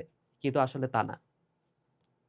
ঠিক আছে, তুমি একটা জিনিস জাস্ট চিন্তা করে দেখো, যে মানুষটা খারাপ সে বাইরে থেকে প্রদর্শন করে আমি অনেক ভালো, হ্যাঁ বাইরে থেকে অনেক রং চঙা মনে হয়, হ্যাঁ মনে হয় যে ওয়াও কত রং, কিন্তু ভেতরে গেলে তার সাথে মিশলে বোঝা যায় যে ভেতরে তার কতটা মানে কতটা বিষ।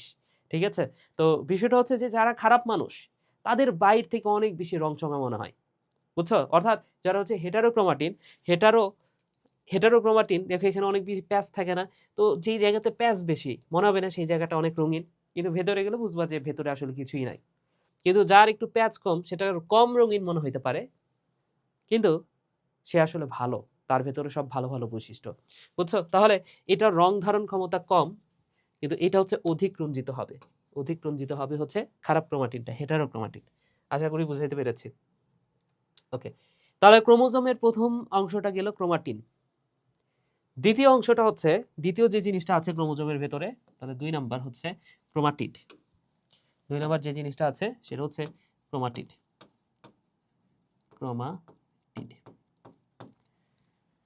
সো ক্রোমাটিড কয়টা বলো তো? ক্রোমাটিড কখন তৈরি হয়? ক্রোমাটিড দেখো একটা নিউক্লিয়াসের ভেতরে যে এটা তো প্যাঁচানো সুতার মতো এই অংশটা, এটা না হচ্ছে ক্রোমাটিড, রাইট? এটা না হচ্ছে ক্রোমাটিড। যখন প্যাঁচানো সুতার মতো অংশ আছে সেটা হচ্ছে ক্রোমাটিড। কিন্তু কোষ বিভাজনের সময় দেখা যায় যে এই প্যাঁচানো সুতার মতো অংশটাই এমন আকার ধারণ করে, তাই না? এমন আকার ধারণ করতেছে। তো এইটাকে আমরা কি নামে চিনি বলতো? এটার নাম হচ্ছে ক্রোমোজোম। এটাকে কি বলা হয়? এটাকে বলা হয় ক্রোমোজোম। কোষ বিভাজনের সময় আবার দেখা যায় যে এই ক্রোমোজোমটা এমন আকার ধারণ করে, এই ক্রোমোজোমটাই এমন আকার ধারণ করে। সো এইটাকে আমরা বলতে পারি, এই গঠনটাকে আমরা বলতে পারি ক্রোমাটিড। তো ঘটনা যেটা ঘটে সেটা হচ্ছে একটু পরে আমরা জানতে পারবো আরো ভালো করে। সেটা হচ্ছে এই যে মাঝখানে যে অঞ্চলটা আছে না, এই যে মাঝের যে অঞ্চলটা, এটা যেহেতু সেন্টারে থাকে এটাকে বলা হয় সেন্ট্রোমিয়ার। এটাকে কি বলা হয় ভাইয়া? সেন্ট্রোমিয়ার। মিয়ার মানে অংশ, সেন্ট্রো মানে হচ্ছে সেন্টার, সেন্টারের অংশকে বলা হয় সেন্ট্রোমিয়ার। এখন এই সেন্ট্রোমিয়ারকে আমরা ভাগ করব না, সেন্ট্রোমিয়ার যেমন আছে তেমনই থাকবে। কিন্তু এই বাহুটাকে আমি দুইটা ভাগে ভাগ করলাম, এই বাহুটাকেও দুইটা ভাগে ভাগ করলাম, তখন গঠনটা কেমন হবে? নিশ্চয়ই যে এইরকম একটা গঠন হবে। এই গঠনটাকে আমরা বলতে পারি এটা হচ্ছে ক্রোমাটিড। তো এখানে কয়টা ক্রোমাটিড আছে? এই পুরাটা একটা ক্রোমাটিড, এই পুরাটা একটা ক্রোমাটিড। এবং আমরা অ্যানাফেজ ধাপে এটাই দেখতে পাই যে এই মাঝ বরাবর সেন্ট্রোমিয়ারটা ভাগ হয়ে গেলে তখন এই ক্রোমাটিডটা যখন আলাদা হয়ে যাবে সেই সময়টাতে এই পুরাটা একটা ক্রোমোজোম হয়ে যায়, এই পুরাটা একটা ক্রোমোজোমের মতো কাজ করে। এটা আমরা দেখতে পাই কোন সময় বলো তো? অ্যানাফেজ ধাপে দেখতে পাই। তো যাই হোক, এটা হচ্ছে ক্রোমাটিড। তাহলে ক্রোমাটিড মানে নিশ্চয়ই বুঝতে পারতেছো কোনটা হচ্ছে ক্রোমাটিড। এখন এই ক্রোমাটিডকে আমরা অনেক সময় ক্রোমোনেমাটা হিসেবেও চিনি। একটা বিজ্ঞানীর নাম আছে, হয়তো ভুল উচ্চারণ হইতে পারে, কারণ এই বিজ্ঞানীর নামগুলো আসলে উচ্চারণ করা, কিছু বিজ্ঞানীর নাম আসলে একটু কঠিন। হ্যাঁ, ভেদোসভস্কি এই টাইপের কিছু একটা নাম আছে, ঠিক আছে? তো উনি এই ক্রোমাটিডকে ক্রোমোনেমাটা নামকরণ করেন। ক্রোমোনেমাটা নেমাটা নাম ক্রোমোনেমাটা হিসেবে আমরা এই ক্রোমাটিডকে আমরা চিনি। এই কথাটাই জাস্ট মনে রাখো আপাতত। ঠিক আছে, তাহলে ক্রোমাটিড আমরা দেখলাম। তাহলে দ্বিতীয় ক্রোমোজোমের ভৌত গঠনের দ্বিতীয় যে অংশটা সেটা নাম হচ্ছে ক্রোমাটিড। আচ্ছা, বাহু, তারপরে এই যে বাহু সম্পর্কে আমরা জানলাম যে এখানে কি আছে, বাহু আছে। তাহলে 2 নাম্বার গেল। 3 নাম্বার যে জিনিসটা সেটা হচ্ছে বাহু। তাহলে ক্রোমোজোমের ভেতরে কি থাকে? তাহলে ক্রোমোজোমের গঠন তো শিখতেছি, ক্রোমোজোমটা আসলে এটা। তাহলে এই যে একটা বাহু, এই যে একটা বাহু, কয়টা বাহু? 2টা বাহু। তাহলে ক্রোমোজোমের বাহু কয়টা ভাইয়া? ক্রোমোজোমের বাহু হচ্ছে 2টা। আচ্ছা, এরপরে ক্রোমোজোমের ভেতরে কি আছে দেখো? একটা ক্রোমোজোমের ভেতরে এই যে সেন্ট্রোমিয়ার আছে। তো সেন্ট্রোমিয়ার নিয়ে আমরা পরে কথা বলি। সেন্ট্রোমিয়ার নিয়ে তো আমরা অলরেডিও বলছি। আচ্ছা, বলে ফেলি। 3 নাম্বার যে জিনিসটা আছে সেটা হচ্ছে সেন্ট্রোমিয়ার। 3 নাম্বার যে জিনিসটা আছে, সরি 4 নাম্বার হচ্ছে সেন্ট্রোমিয়ার, রাইট? সেন্ট্রোমিয়ার। তো এই সেন্ট্রোমিয়ার নিয়ে আমি কথা বলবো, অনেকটাই কথা বলবো পরে, একটু পরে। আর কি আছে দেখো, আর কি আছে এখানে? এই যে সেন্ট্রোমিয়ারের আরেকটা নাম আমি বলতে পারি, সেন্ট্রোমিয়ারকে আমি বলতে পারি এটাকে বলা হয় মুখ্য কুঞ্চন। সেন্ট্রোমিয়ারের আরো একটা নাম আমি বলতে পারি মুখ্য কুঞ্চন। এটাকে আমরা কি নামে চিনি বলতো? সেন্ট্রোমিয়ারকে আমরা বলতে পারি মুখ্য কুঞ্চন। তাহলে যেহেতু মুখ্য কুঞ্চন আছে, এখানে আরো একটা জিনিস থাকে, সেটার নাম হচ্ছে গৌণ কুঞ্চন। এখানে আরো একটা জিনিস থাকে, সেটার নাম হচ্ছে গৌণ কুঞ্চন। তাহলে এই যে সেন্ট্রোমিয়ারকে আমরা বলতেছি মুখ্য কুঞ্চন বা প্রাথমিক খাঁজ, তাহলে নিশ্চয়ই আরো একটা কুঞ্চিত অঞ্চল থাকবে যেটাকে আমরা বলতে পারি গৌণ খাঁজ বা গৌণ কুঞ্চন। ঠিক আছে, কি বলতে পারি ভাইয়া বলো তো? কি বলতে পারি? সেটাকে আমরা বলতে পারি গৌণ কুঞ্চন। তাহলে এই কথাটাই মনে রাখো, 5 নাম্বার যে জিনিসটা সেটা নাম হচ্ছে গৌণ কুঞ্চন। গৌণ কুঞ্চন। এখন এই গৌণ কুঞ্চন না সব জায়গাতে থাকে না, সব ক্রোমোজোমে থাকে না, কিছু ক্রোমোজোমে এই গৌণ কুঞ্চনটা থাকে। এবং তোমাদেরকে আরো একটা কথা মনে করাই দিই, তোমরা টেলোফেজ ধাপ নিশ্চয়ই পড়ছো 9 10-এ। টেলোফেজ ধাপে কি হয় বলতো? টেলোফেজ ধাপে এটা যদি একটা কোষ হয়, কোষের ভেতরে কি ঘটে বলতো? কোষের ভেতরে এই দুই পাশে নিউক্লিয়ার মেমব্রেন এর পুনরাবির্ভাব ঘটে এবং নিউক্লিওলাসের পুনরাবির্ভাব ঘটে, তাই না? নিউক্লিওলাসের পুনরাবির্ভাব ঘটে। এখন এই নিউক্লিওলাসটার পুনরাবির্ভাব কোথায় ঘটবে এটা তোমার একটু মাথায় রাখতে হবে। সেটা হচ্ছে এর ভেতরে তো ক্রোমোজোম থাকে নিশ্চয়ই। এর ভেতরে কি থাকে? এর ভেতরে নিশ্চয়ই ক্রোমোজোম থাকে। এখন কিছু ক্রোমোজোম আছে যে ক্রোমোজোমের এই গৌণ কুঞ্চনটা থাকে, এই গৌণ কুঞ্চনটা থাকে, ঠিক আছে। এখন এই যে নিউক্লিওলাস যেটা, সেটা যে কোনো জায়গাতে আবার পুনরাবির্ভাব ঘটবে না। এটা কোথায় আবির্ভাব ঘটবে জানো? ধরে নাও যে এটা হচ্ছে গৌণ কুঞ্চন। এই নিউক্লিওলাসটা যখন ফিরে আসবে তখন এই গৌণ কুঞ্চনেই ফিরে আসবে, গৌণ কুঞ্চনের এই জায়গাটাতে ফিরে আসবে। বুঝতে পেরেছ? কোথায় ফিরে আসবে বলতো? এই যে গৌণ কুঞ্চন এই জায়গাটাতে ফিরে আসবে। এই কারণে এই গৌণ কুঞ্চনকে অপর একটা নামে ডাকা হয়, এটাকে বলা হয় NOR। নর মানে কি?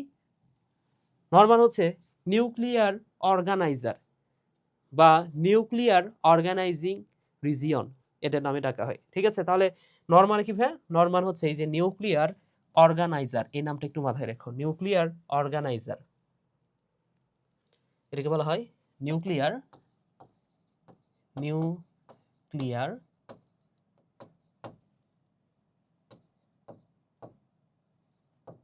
বা নিউক্লিওলাস অর্গানাইজার, ঠিক আছে। এই কথাটা মাথায় রাখো। এখন এই যে গৌণ কুঞ্চন, এটা তো গৌণ কুঞ্চন, এই গৌণ কুঞ্চনের পরের যে অংশটা, এই অংশটাকে বলা হয় স্যাটেলাইট। কি বলা হয়? এটাকে বলা হয় স্যাটেলাইট। বঙ্গবন্ধু স্যাটেলাইট না, এটা হচ্ছে ক্রোমোজোমের স্যাটেলাইট। তাহলে যে সকল ক্রোমোজোমে এই যে গৌণ কুঞ্চনটা থাকে, এই গৌণ কুঞ্চনের পরের যে অংশটা, গৌণ কুঞ্চনের পরের যে অঞ্চলটা, এটাকে বলা হয় স্যাটেলাইট। তো এই যে একটু আগে আমরা হচ্ছে নিউক্লিওলাস সম্পর্কে পড়তে গিয়ে সেখানে দেখলাম যে স্যাটেলাইট স্যাট ক্রোমোজোমের সাথে যুক্ত থাকে বা স্যাটেলাইটের সাথে যুক্ত থাকে। কি যুক্ত থাকে? এই যে নিউক্লিওলাস, তাই না? তাহলে এখন নিশ্চয়ই বুঝতে পারতেছো এই যে এই গৌণ কুঞ্চনের পরের অঞ্চলটাই হচ্ছে স্যাটেলাইট, এই স্যাটেলাইটের সাথে এই নিউক্লিওলাসটা তাইলে যুক্ত আছে। তাহলে এখানে কি স্যাটেলাইট, স্যাটেলাইট আসলে কি? স্যাটেলাইট হচ্ছে গৌণ কুঞ্চনের পরের অংশ, গৌণ কুঞ্চনের পরের অংশটার নাম হচ্ছে স্যাটেলাইট, পরের অংশ হচ্ছে স্যাটেলাইট। বুঝতে পেরেছ? এখন এই যে গৌণ কুঞ্চনের পরের অংশটা হচ্ছে স্যাটেলাইট, গৌণ কুঞ্চনের পরের অংশটা হচ্ছে স্যাটেলাইট। এখন যে সকল ক্রোমোজোমে, সব ক্রোমোজোমে তো আর স্যাটেলাইট থাকে না, যে সকল ক্রোমোজোমে এই স্যাটেলাইট থাকে সেই সকল ক্রোমোজোমকে বলা হয় স্যাট ক্রোমোজোম, ঠিক আছে। তাহলে যে সকল ক্রোমোজোমে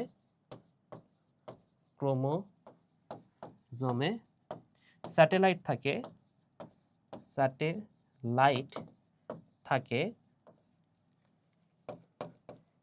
সকল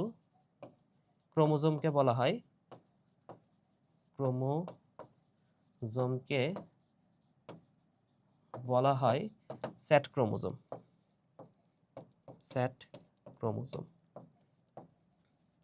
তাহলে এই কথাটা ভাইয়া মাথায় রাখতে হবে, ঠিক আছে। সে সকল ক্রোমোজোমকে কি নামে ডাকা হয়? স্যাট ক্রোমোজোম বলা হয়।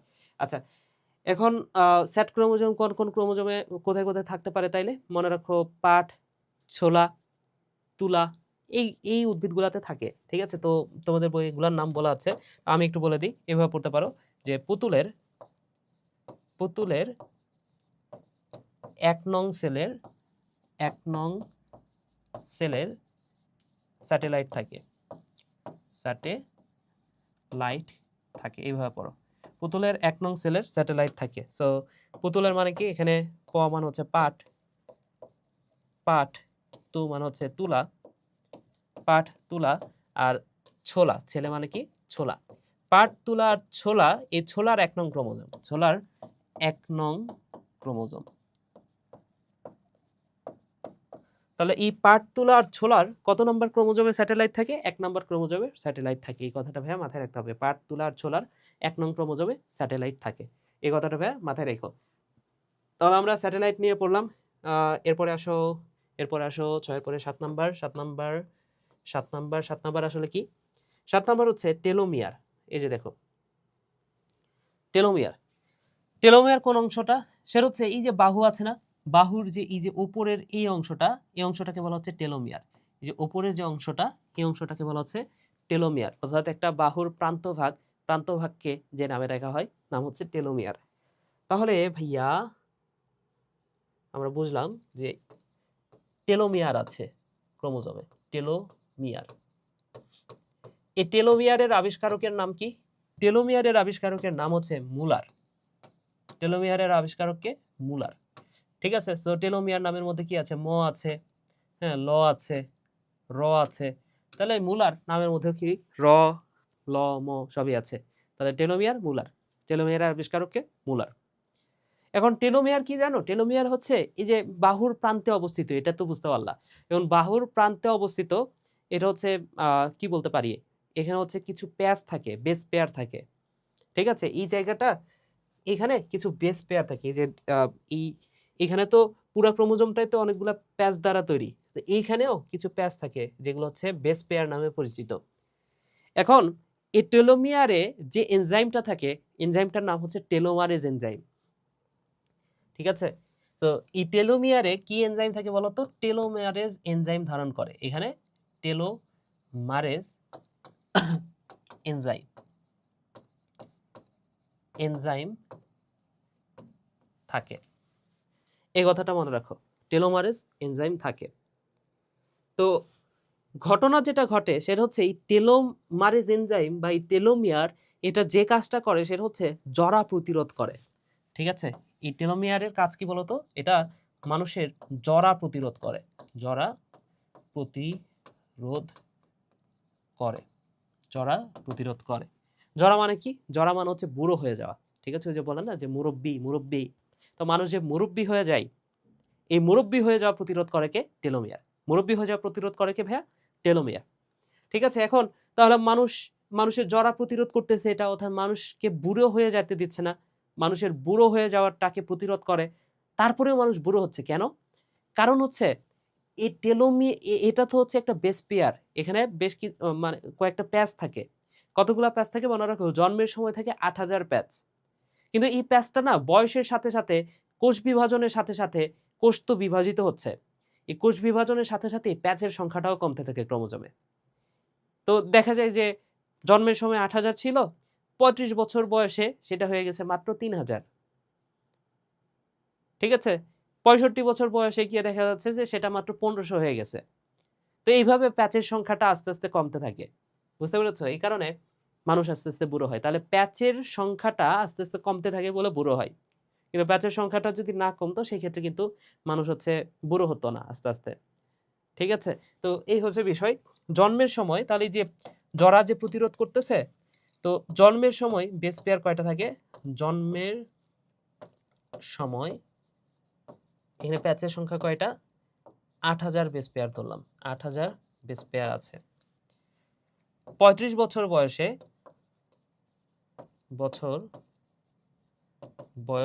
এটা হয়ে যায় কত? ৩,০০০ বেস পেয়ার। আর ৬৫ বছর বয়সে গেলে এটা আরো অর্ধেক হয়ে যায়, ১৫০০ বেস পেয়ার হয়ে যায় মাত্র। ঠিক আছে, আচ্ছা, ক্রোমোজোমের এরপরের যে অংশটা আছে, তাহলে ৭ নাম্বার গেল, এরপরে অবশ্য ৮ নাম্বার। সো ৮ নাম্বার হচ্ছে কাইনেটোকোর। কি ভাইয়া? সেটা হচ্ছে কাইনেটোকোর। কাইনেটোকোর। সো কাইনেটোকোর কি? এটা হচ্ছে একটা গঠন। সেন্ট্রোমিয়ার আছে না? সেন্ট্রোমিয়ারের উপরে একটা গঠন। এই যে এটা হচ্ছে ক্রোমোজোমের সেন্ট্রোমিয়ার, এটা হচ্ছে ক্রোমোজোমের সেন্ট্রোমিয়ার।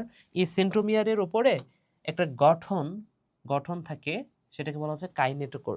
এবং এই জায়গাটাতেই স্পিন্ডল তন্তু, যে মাইক্রোটিউবিউলগুলা, সেগুলো যুক্ত থাকে। কোষ বিভাজনের সময় কি স্পিন্ডল তন্তু কোথায় যুক্ত থাকে? সেন্ট্রোমিয়ারে যুক্ত থাকে। কিন্তু না, সেন্ট্রোমিয়ারের উপরে একটা গঠন আছে যেটার নাম হচ্ছে কাইনেটোকোর। এই গঠনের সাথে কি যুক্ত থাকে বলতো?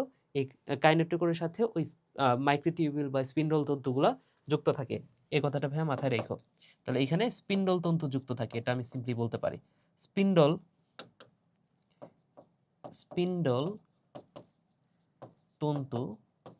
তন্তু যুক্ত থাকে, এই কথাটা ভাইয়া মাথায় রেখো। তাহলে কাইনেটোকোর গেল। ৯ নাম্বার হচ্ছে পেলিকল। আমি বলতে পারি পেলিকল। যদিও এটা আবিষ্কৃত হয় নাই, তবে পেলিকল বিজ্ঞানীরা কিছু বিজ্ঞানী ধারণা করেন যে ক্রোমোজোমের চারদিকে একটা আবরণ আছে, যে আবরণটার নাম হচ্ছে পেলিকল। তবে বৈজ্ঞানিকভাবে এটা প্রমাণিত নয়। এবং 10 নাম্বার হচ্ছে ম্যাট্রিক্স। এটাও বৈজ্ঞানিকভাবে প্রমাণিত নয়, তবে বিজ্ঞানীরা মনে করে হয়তোবা এই ক্রোমোজোমের ভেতরে ম্যাট্রিক্স নামে কোনো কিছু একটা আছে, তরল পদার্থ আছে যেটাকে বলা হয় ম্যাট্রিক্স। তো এই দুটা জাস্ট নামটা মনে রাখো, এটা সম্পর্কে আর কোনো কিছুই পড়তে হবে না, জাস্ট মনে রাখো যে এই দুটা নাম এক্সিস্ট করে। তাহলে এই হচ্ছে ক্রোমোজোমের গঠন। আমরা সামনের দিকে যাই, তাহলে ক্রোমোজোমের গঠনটা আশা করি ভালো মতো বুঝতে পারছো। এখন এই যে ক্রোমোজোমের যে প্রকারভেদ কিসের উপর ভিত্তি করে, সেন্ট্রোমিয়ারের উপর ভিত্তি করে। এটা নিয়ে যদিও আমরা এটা নিয়ে না, এটা নিয়ে এই অধ্যায়ে পড়বো, কিন্তু এরপরে আরেকটা অধ্যায় আছে, সেটা হচ্ছে আরেকটা টপিক আছে, সেটা হচ্ছে সেন্ট্রোমিয়ারের অবস্থান অনুসারে ক্রোমোজোমের প্রকারভেদ। সেটা নিয়ে আমাদের দ্বিতীয় অধ্যায়ে আরো বেশি আলোচনা আছে। তো আমরা ফার্স্টে এটা নিয়ে আলোচনা করি যে সেন্ট্রোমিয়ারের সংখ্যা অনুযায়ী ক্রোমোজোমের প্রকারভেদ। তো এখানে 5 ধরনের প্রকারভেদ দেওয়া আছে। একটা হচ্ছে monocentric, ডাইসেন্ট্রিক, পলিসেন্ট্রিক, diffused, centric and acentric. তো এখানে প্রত্যেকটা নামের মধ্যে সেন্ট্রিক কথাটা আছে, ডিফিউজডের পরে সেন্ট্রিক। আচ্ছা, প্রত্যেকটা নামের মধ্যে আছে সেন্ট্রিক। তো সেন্ট্রিক মানে কি? সেন্ট্রোমিয়ারকে বোঝানো হচ্ছে। সেন্ট্রিক মানে কি? সেন্ট্রিক মানে হচ্ছে সেন্ট্রোমিয়ার, তাই কিনা? আচ্ছা, মনো কথাটার অর্থ হচ্ছে এক। মনো কথাটার অর্থ কি ভাইয়া? মনো কথাটার অর্থ হচ্ছে এক। তো একটা ক্রোমোজোমে যদি সেন্ট্রোমিয়ার একটাই থাকে সেটা কি? মনোসেন্ট্রিক। এবং বেশিরভাগ সেন্ট্রোমিয়ারই কিন্তু এরকম, বা বেশিরভাগ ক্রোমোজোমই কিন্তু এমন মনোসেন্ট্রিক, তাই না? আচ্ছা, ডাইসেন্ট্রিক, তাহলে ধরে নাও যে সেন্ট্রোমিয়ার যদি দুইটা থাকে সেটা কি? ডাইসেন্ট্রিক। সেন্ট্রোমিয়ার যদি দুইটা থাকে, ধরে নাও যে এটা হচ্ছে একটা ক্রোমোজোম, সেই ক্রোমোজোমে সেন্ট্রোমিয়ার হচ্ছে দুইটা, তাহলে কি? এটাকে আমরা বলবো ডাইসেন্ট্রিক। এখন ডাইসেন্ট্রিক দেখা যায় গমে। ডাইসেন্ট্রিক কোথায় দেখা যায় ভাইয়া? এটা দেখা যায় গমে। এবং পলিসেন্ট্রিক, যদি এইটা যদি একটা ক্রোমোজোম হয়, মোটা করে আঁকাইছি, একটু চিকন করি সেন্ট্রোমিয়ার দিতে, তাহলে সুবিধা হবে। সেন্ট্রোমিয়ার যদি অনেকগুলো হয় তখন সেটা কি? পলিসেন্ট্রিক। নামগুলা শুনেই বুঝতে পারতেছো, তাহলে এটা হচ্ছে পলিসেন্ট্রিক। তো এই পলিসেন্ট্রিক সেন্ট্রোমিয়ার দেখা যায় কোথায়? এটা দেখা যায় কলায়। কলায়। তো মনে রাখো, ডাইগম পলিকলা, ডাইগম পলিকলা, ডাইগম পলিকলা, এইভাবে পড়ো, ডাইগম পলিকলা। ডিফিউজ সেন্ট্রিক মানে কি? যদি সেন্ট্রোমিয়ারের অবস্থানটা সুস্পষ্টভাবে না বোঝা যায় সেটা হচ্ছে ডিফিউজ সেন্ট্রিক। অর্থাৎ সেন্ট্রোমিয়ারটা কোথায় আছে যদি ভালো মতো বুঝতে না পারো, সুস্পষ্টভাবে যদি বোঝা না যায়, সেটা হচ্ছে ডিফিউজ সেন্ট্রিক। ঠিক আছে? আর অ্যাসেন্ট্রিক, তাহলে ডিফিউজ সেন্ট্রিক মানে কি? সুস্পষ্টভাবে বোঝা যায় না। সুস্পষ্টভাবে বোঝা যায় না, বোঝা যায় না যখন, তখন যেটাকে বলা হচ্ছে ডিফিউজ সেন্ট্রিক।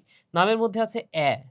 তো বায়োলজিতে কোনো নামের শুরুতে যদি দেখো এ শব্দটা আছে, এ শব্দটার অর্থ হচ্ছে না। তাহলে অ্যাসেন্ট্রিক মানে কি? কোনো সেন্ট্রোমিয়ার যদি না থাকে সেটা হচ্ছে অ্যাসেন্ট্রিক। ঠিক আছে? তাহলে সেন্ট্রোমিয়ার নাই, সেন্ট্রোমিয়ার নাই না থাকলে সেটা হচ্ছে অ্যাসেন্ট্রিক। ঠিক আছে?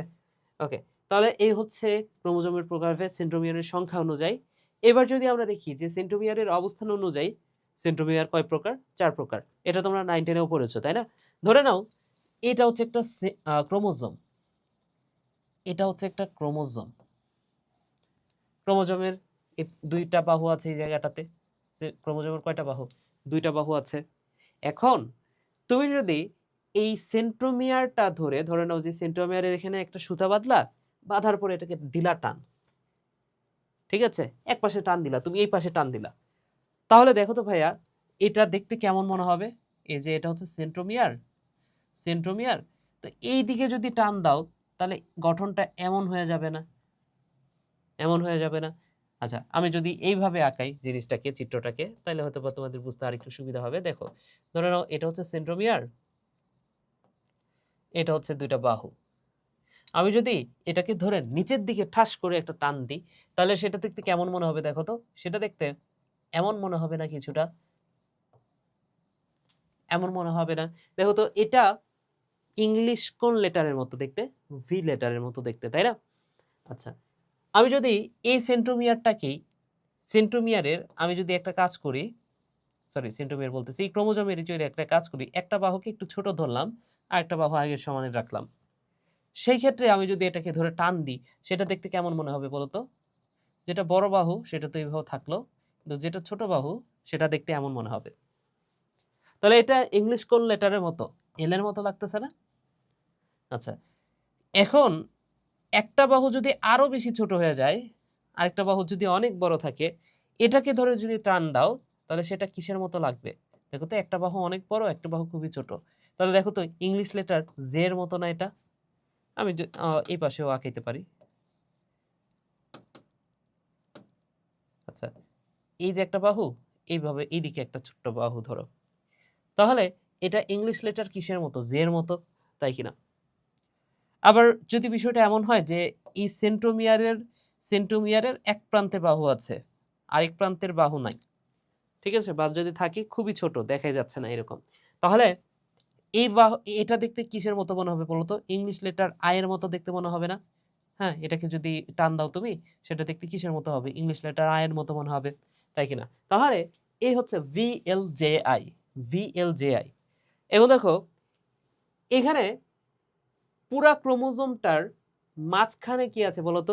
একদম মাঝখানে সেন্ট্রোমিয়ারটা আছে না? পুরা ক্রোমোজোমের মাঝে সেন্ট্রোমিয়ারটা আছে। তো সেন্ট্রিক মানে তো সেন্ট্রোমিয়ার। এখন মেটা কথাটার অর্থ হচ্ছে মাঝে। মেটা মানে কি ভাইয়া? মেটা মানে হচ্ছে মাঝে। তাহলে সেন্ট্রোমিয়ারটা যদি মাঝে থাকে, সেন্ট্রোমিয়ারটা যদি মাঝে থাকে, সেটা দেখতে কিসের মতো? ভি এর মতো। ঠিক আছে, তাহলে এই যে মেটাসেন্ট্রিক বা মধ্যকেন্দ্রিক, এটা দেখতে কিসের মতো? কি আকৃতি? ভি আকৃতি। এটা মাথায় রাখতে হবে। ওকে, তারপরে সাবমেটাসেন্ট্রিক, মেটা মানে তো মাঝে, সাব মানে হচ্ছে উপ। তাহলে উপ মধ্যকেন্দ্রিক মানে কি? একদম মধ্যে না, একটু পাশে। তাহলে সেটা দেখতে কিসের মতো? এল এর মতো মনে হবে, রাইট? যদি অ্যাক্রোসেন্ট্রিক বলি তাহলে এটা হচ্ছে উপপ্রান্ত কেন্দ্রিক, যেটা দেখতে মনে হয় জের মতো, জের মতো। অ্যান্ড প্রান্ত কেন্দ্রিক বা টেলোসেন্ট্রিক, এটা দেখতে আয়ের মতো। তো আমি এইভাবে বলি, সহজে মনে রাখো, সেটা হচ্ছে VLJI, VLJI MSAT, VLJI MSAT, VLJI MSAT।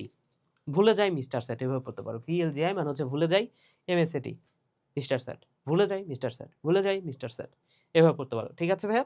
ওকে, এখন এর সাথে আরো কিছু ইনফরমেশন আমি একটু বলে দিই। সেটা হচ্ছে ভুলে যাই মিস্টার স্যাট, ভালো কথা। এখন এই মিস্টার স্যাট কি ভুলে যায় জানো? সেটা হচ্ছে 1142, এই সংখ্যাটা ভুলে যায়।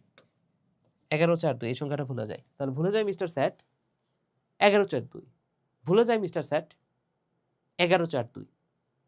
এই 1142 আসলে কি মিন করতেছে? এটা হচ্ছে একটা উদ্ভিদ আছে যার নাম হচ্ছে ঘেটুকচু। এই উদ্ভিদটার নাম মনে রাখো। উদ্ভিদটার নাম হচ্ছে ভাইয়া ঘেটুকচু। উদ্ভিদটার নাম কি ভাইয়া? উদ্ভিদটার নাম হচ্ছে ঘেটুকচু। ঘেটুকচু। এই ঘেটুকচু উদ্ভিদটাকে বলা হয়, উদ্ভিদটাকে বলা হয় মনোসমিক উদ্ভিদ। কি বলা হয়? মনোসমিক উদ্ভিদ। এবং মনোসমিক উদ্ভিদ মানে যেটা বোঝাচ্ছে সেটা হচ্ছে এই ঘেটুকচু উদ্ভিদটার 11টা ক্রোমোজোম আছে, যেগুলো হচ্ছে মেটাসেন্ট্রিক, অর্থাৎ দেখতে ভি আকৃতির। 4টা ক্রোমোজোম আছে যেটা হচ্ছে সাবমেটাসেন্ট্রিক, অর্থাৎ এল আকৃতির। এবং 2টা ক্রোমোজোম আছে যেটা হচ্ছে অ্যাক্রোসেন্ট্রিক, যেটা জে আকৃতির। বুঝছো? তাহলে 11/4/2। তাহলে ঘেটুকচুর এই 11টা মেটাসেন্ট্রিক, 4টা সাবমেটাসেন্ট্রিক এবং 2টা অ্যাক্রোসেন্ট্রিক ক্রোমোজোম আছে। যেহেতু একাধিক ধরনের ক্রোমোজোম আছে, ঠিক আছে, একাধিক ধরনের ক্রোমোজোম আছে, এ কারণে এই টাইপের উদ্ভিদকে বলা হয়, যেখানে একাধিক ধরনের ক্রোমোজোম থাকে তাদেরকে বলা হয় মনোসমিক উদ্ভিদ। তাহলে এই ঘেটুকচু এটা হচ্ছে একটা মনোসমিক উদ্ভিদ। ঠিক আছে ভাইয়া? তাহলে ক্রোমোজোমের প্রকারভেদ যদি আমি করি দেহ গঠন ও লিঙ্গ নির্ধারণের উপর, সেক্ষেত্রে কয় প্রকার? সেক্ষেত্রে হচ্ছে 2 প্রকার। একটা হচ্ছে অটোজোম এবং আরেকটা হচ্ছে সেক্স ক্রোমোজোম। ঠিক আছে, তাহলে দেহ গঠন ও লিঙ্গ নির্ধারণের উপর ভিত্তি করে এটা হইতে পারে। তাহলে দেহ গঠন ও লিঙ্গ নির্ধারণের উপর ভিত্তি করে 2 প্রকার, একটা হচ্ছে অটোজোম আর একটা হচ্ছে সেক্স ক্রোমোজোম। আমরা তো জানি যে মানুষের ক্রোমোজোম কত জোড়া? 46 জোড়া। মানুষের কত জোড়া ক্রোমোজোম দেখা যায়? 46 জোড়া। এই 46 জোড়ার মধ্যে প্রথম 22 জোড়া, প্রথম 22 জোড়া, এই প্রথম 22 জোড়াকে বলা হচ্ছে অটোজোম। কি নামে ডাকা হয়? অটোজোম বলা হয়। আর বাকি যে এক জোড়া সেটাকে বলা হচ্ছে, তাহলে এক জোড়া, বাকি যে এক জোড়া থাকলো, এই বাকি এক জোড়াকে বলা হয় সেক্স ক্রোমোজোম। কি বলা হয় ভাইয়া? Sex chromosome. ক্রোমোজোম। আশা করি বুঝাইতে পেরেছি। এখন এই যে সেক্স ক্রোমোজোম, এটা তো এক্স ওয়াই, তো এগুলো নিয়ে জুওলজিতে আরো বেশি বিস্তারিত আলোচনা আছে। তো এই সেক্স ক্রোমোজোম এটা হতে পারে এক্স আর ওয়াই, ঠিক আছে? যদি এক্স আর এক্স থাকে কোনো একটা ব্যক্তির ভেতরে, এই ক্রোমোজোমটা যদি থাকে যে এক্স আর এক্স, তখন সেটাকে আমরা বলি মেয়ে, সেই ব্যক্তিটা হচ্ছে মেয়ে। এবং যদি এক্স আর ওয়াই ক্রোমোজোমটা থাকে কোনো ব্যক্তির ভিতরে, তাহলে সেটাকে, সেই ব্যক্তিকে আমরা বলতে পারি সে হচ্ছে ছেলে।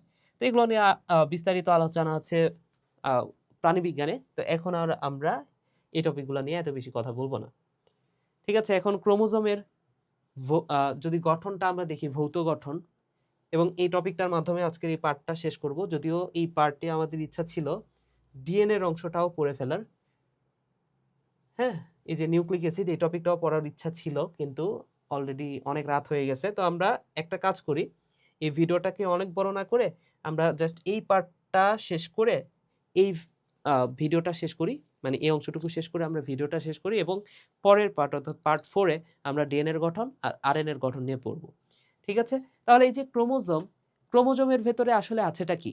ক্রোমোজোমের ভেতরে ডিএনএ সবচেয়ে বেশি থাকে, সেটা হচ্ছে 45%, এবং এখানে বিভিন্ন ধরনের প্রোটিন থাকে।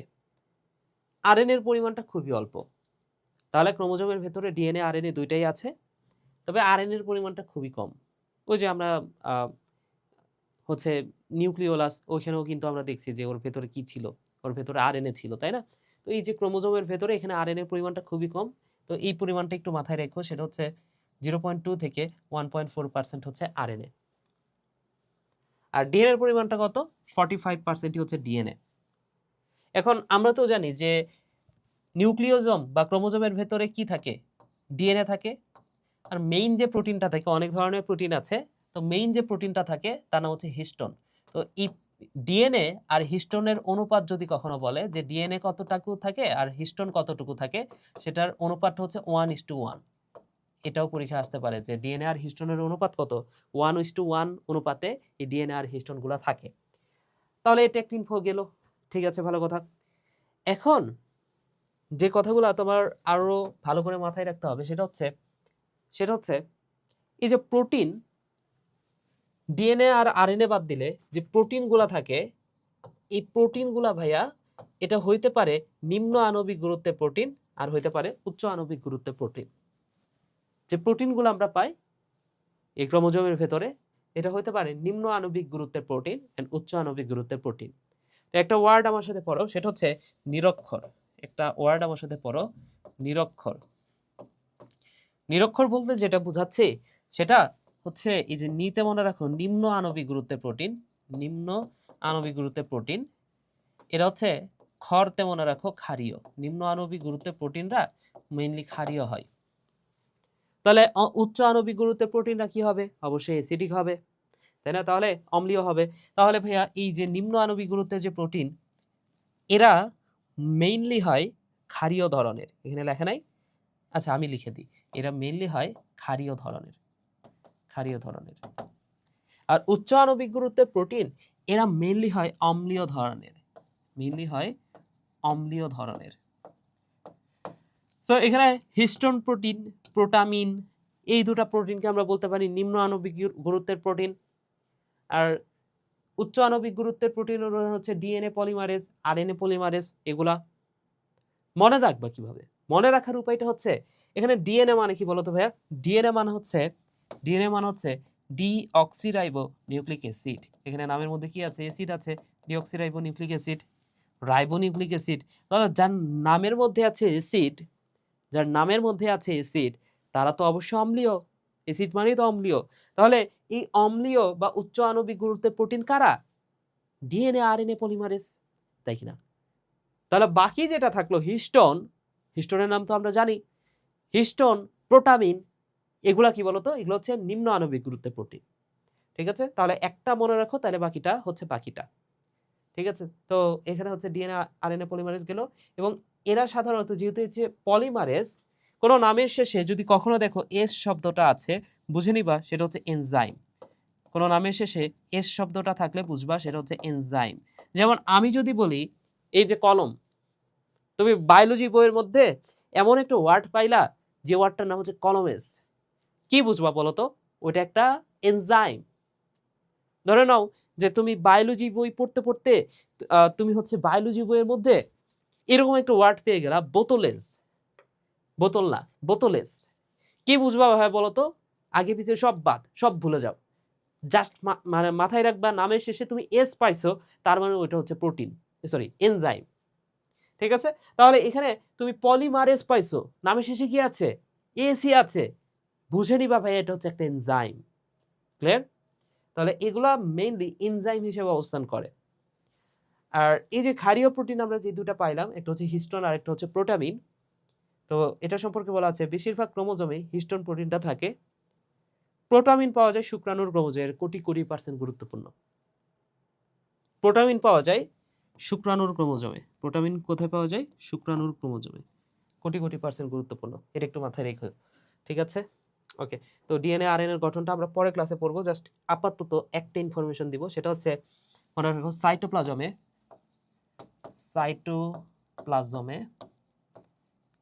প্লাজমে ডিএনএ কতটুকু থাকে, আরএনএ কতটুকু থাকে সেটা আমাদের জানতে হবে। তো কতটুকু ডিএনএ থাকে আর কতটুকু আরএনএ থাকে, ইনফোটা দিয়ে শেষ করব। তাহলে একটা গেল সাইটোপ্লাজম আর একটা হচ্ছে নিউক্লিয়াস। আমরা তো জানি যে নিউক্লিয়াসের ভেতরে ক্রোমোজোম থাকে, আর ক্রোমোজোমের মেইন উপাদানটাই হচ্ছে ডিএনএ। তাহলে নিউক্লিয়াসের ভেতরে ডিএনএ থাকবে 90%, আরএনএ থাকবে মাত্র 10%, তাই কিনা?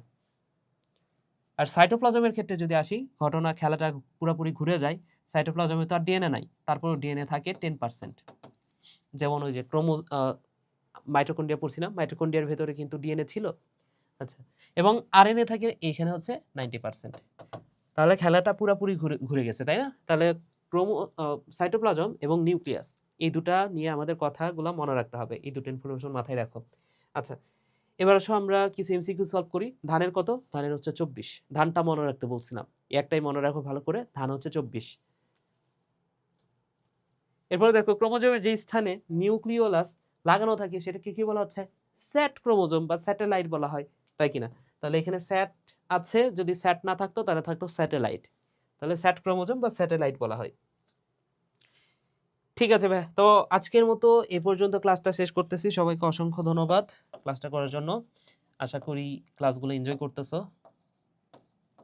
ওকে, সো সবাই ভালো থাকো, সুস্থ থাকো, টাটা।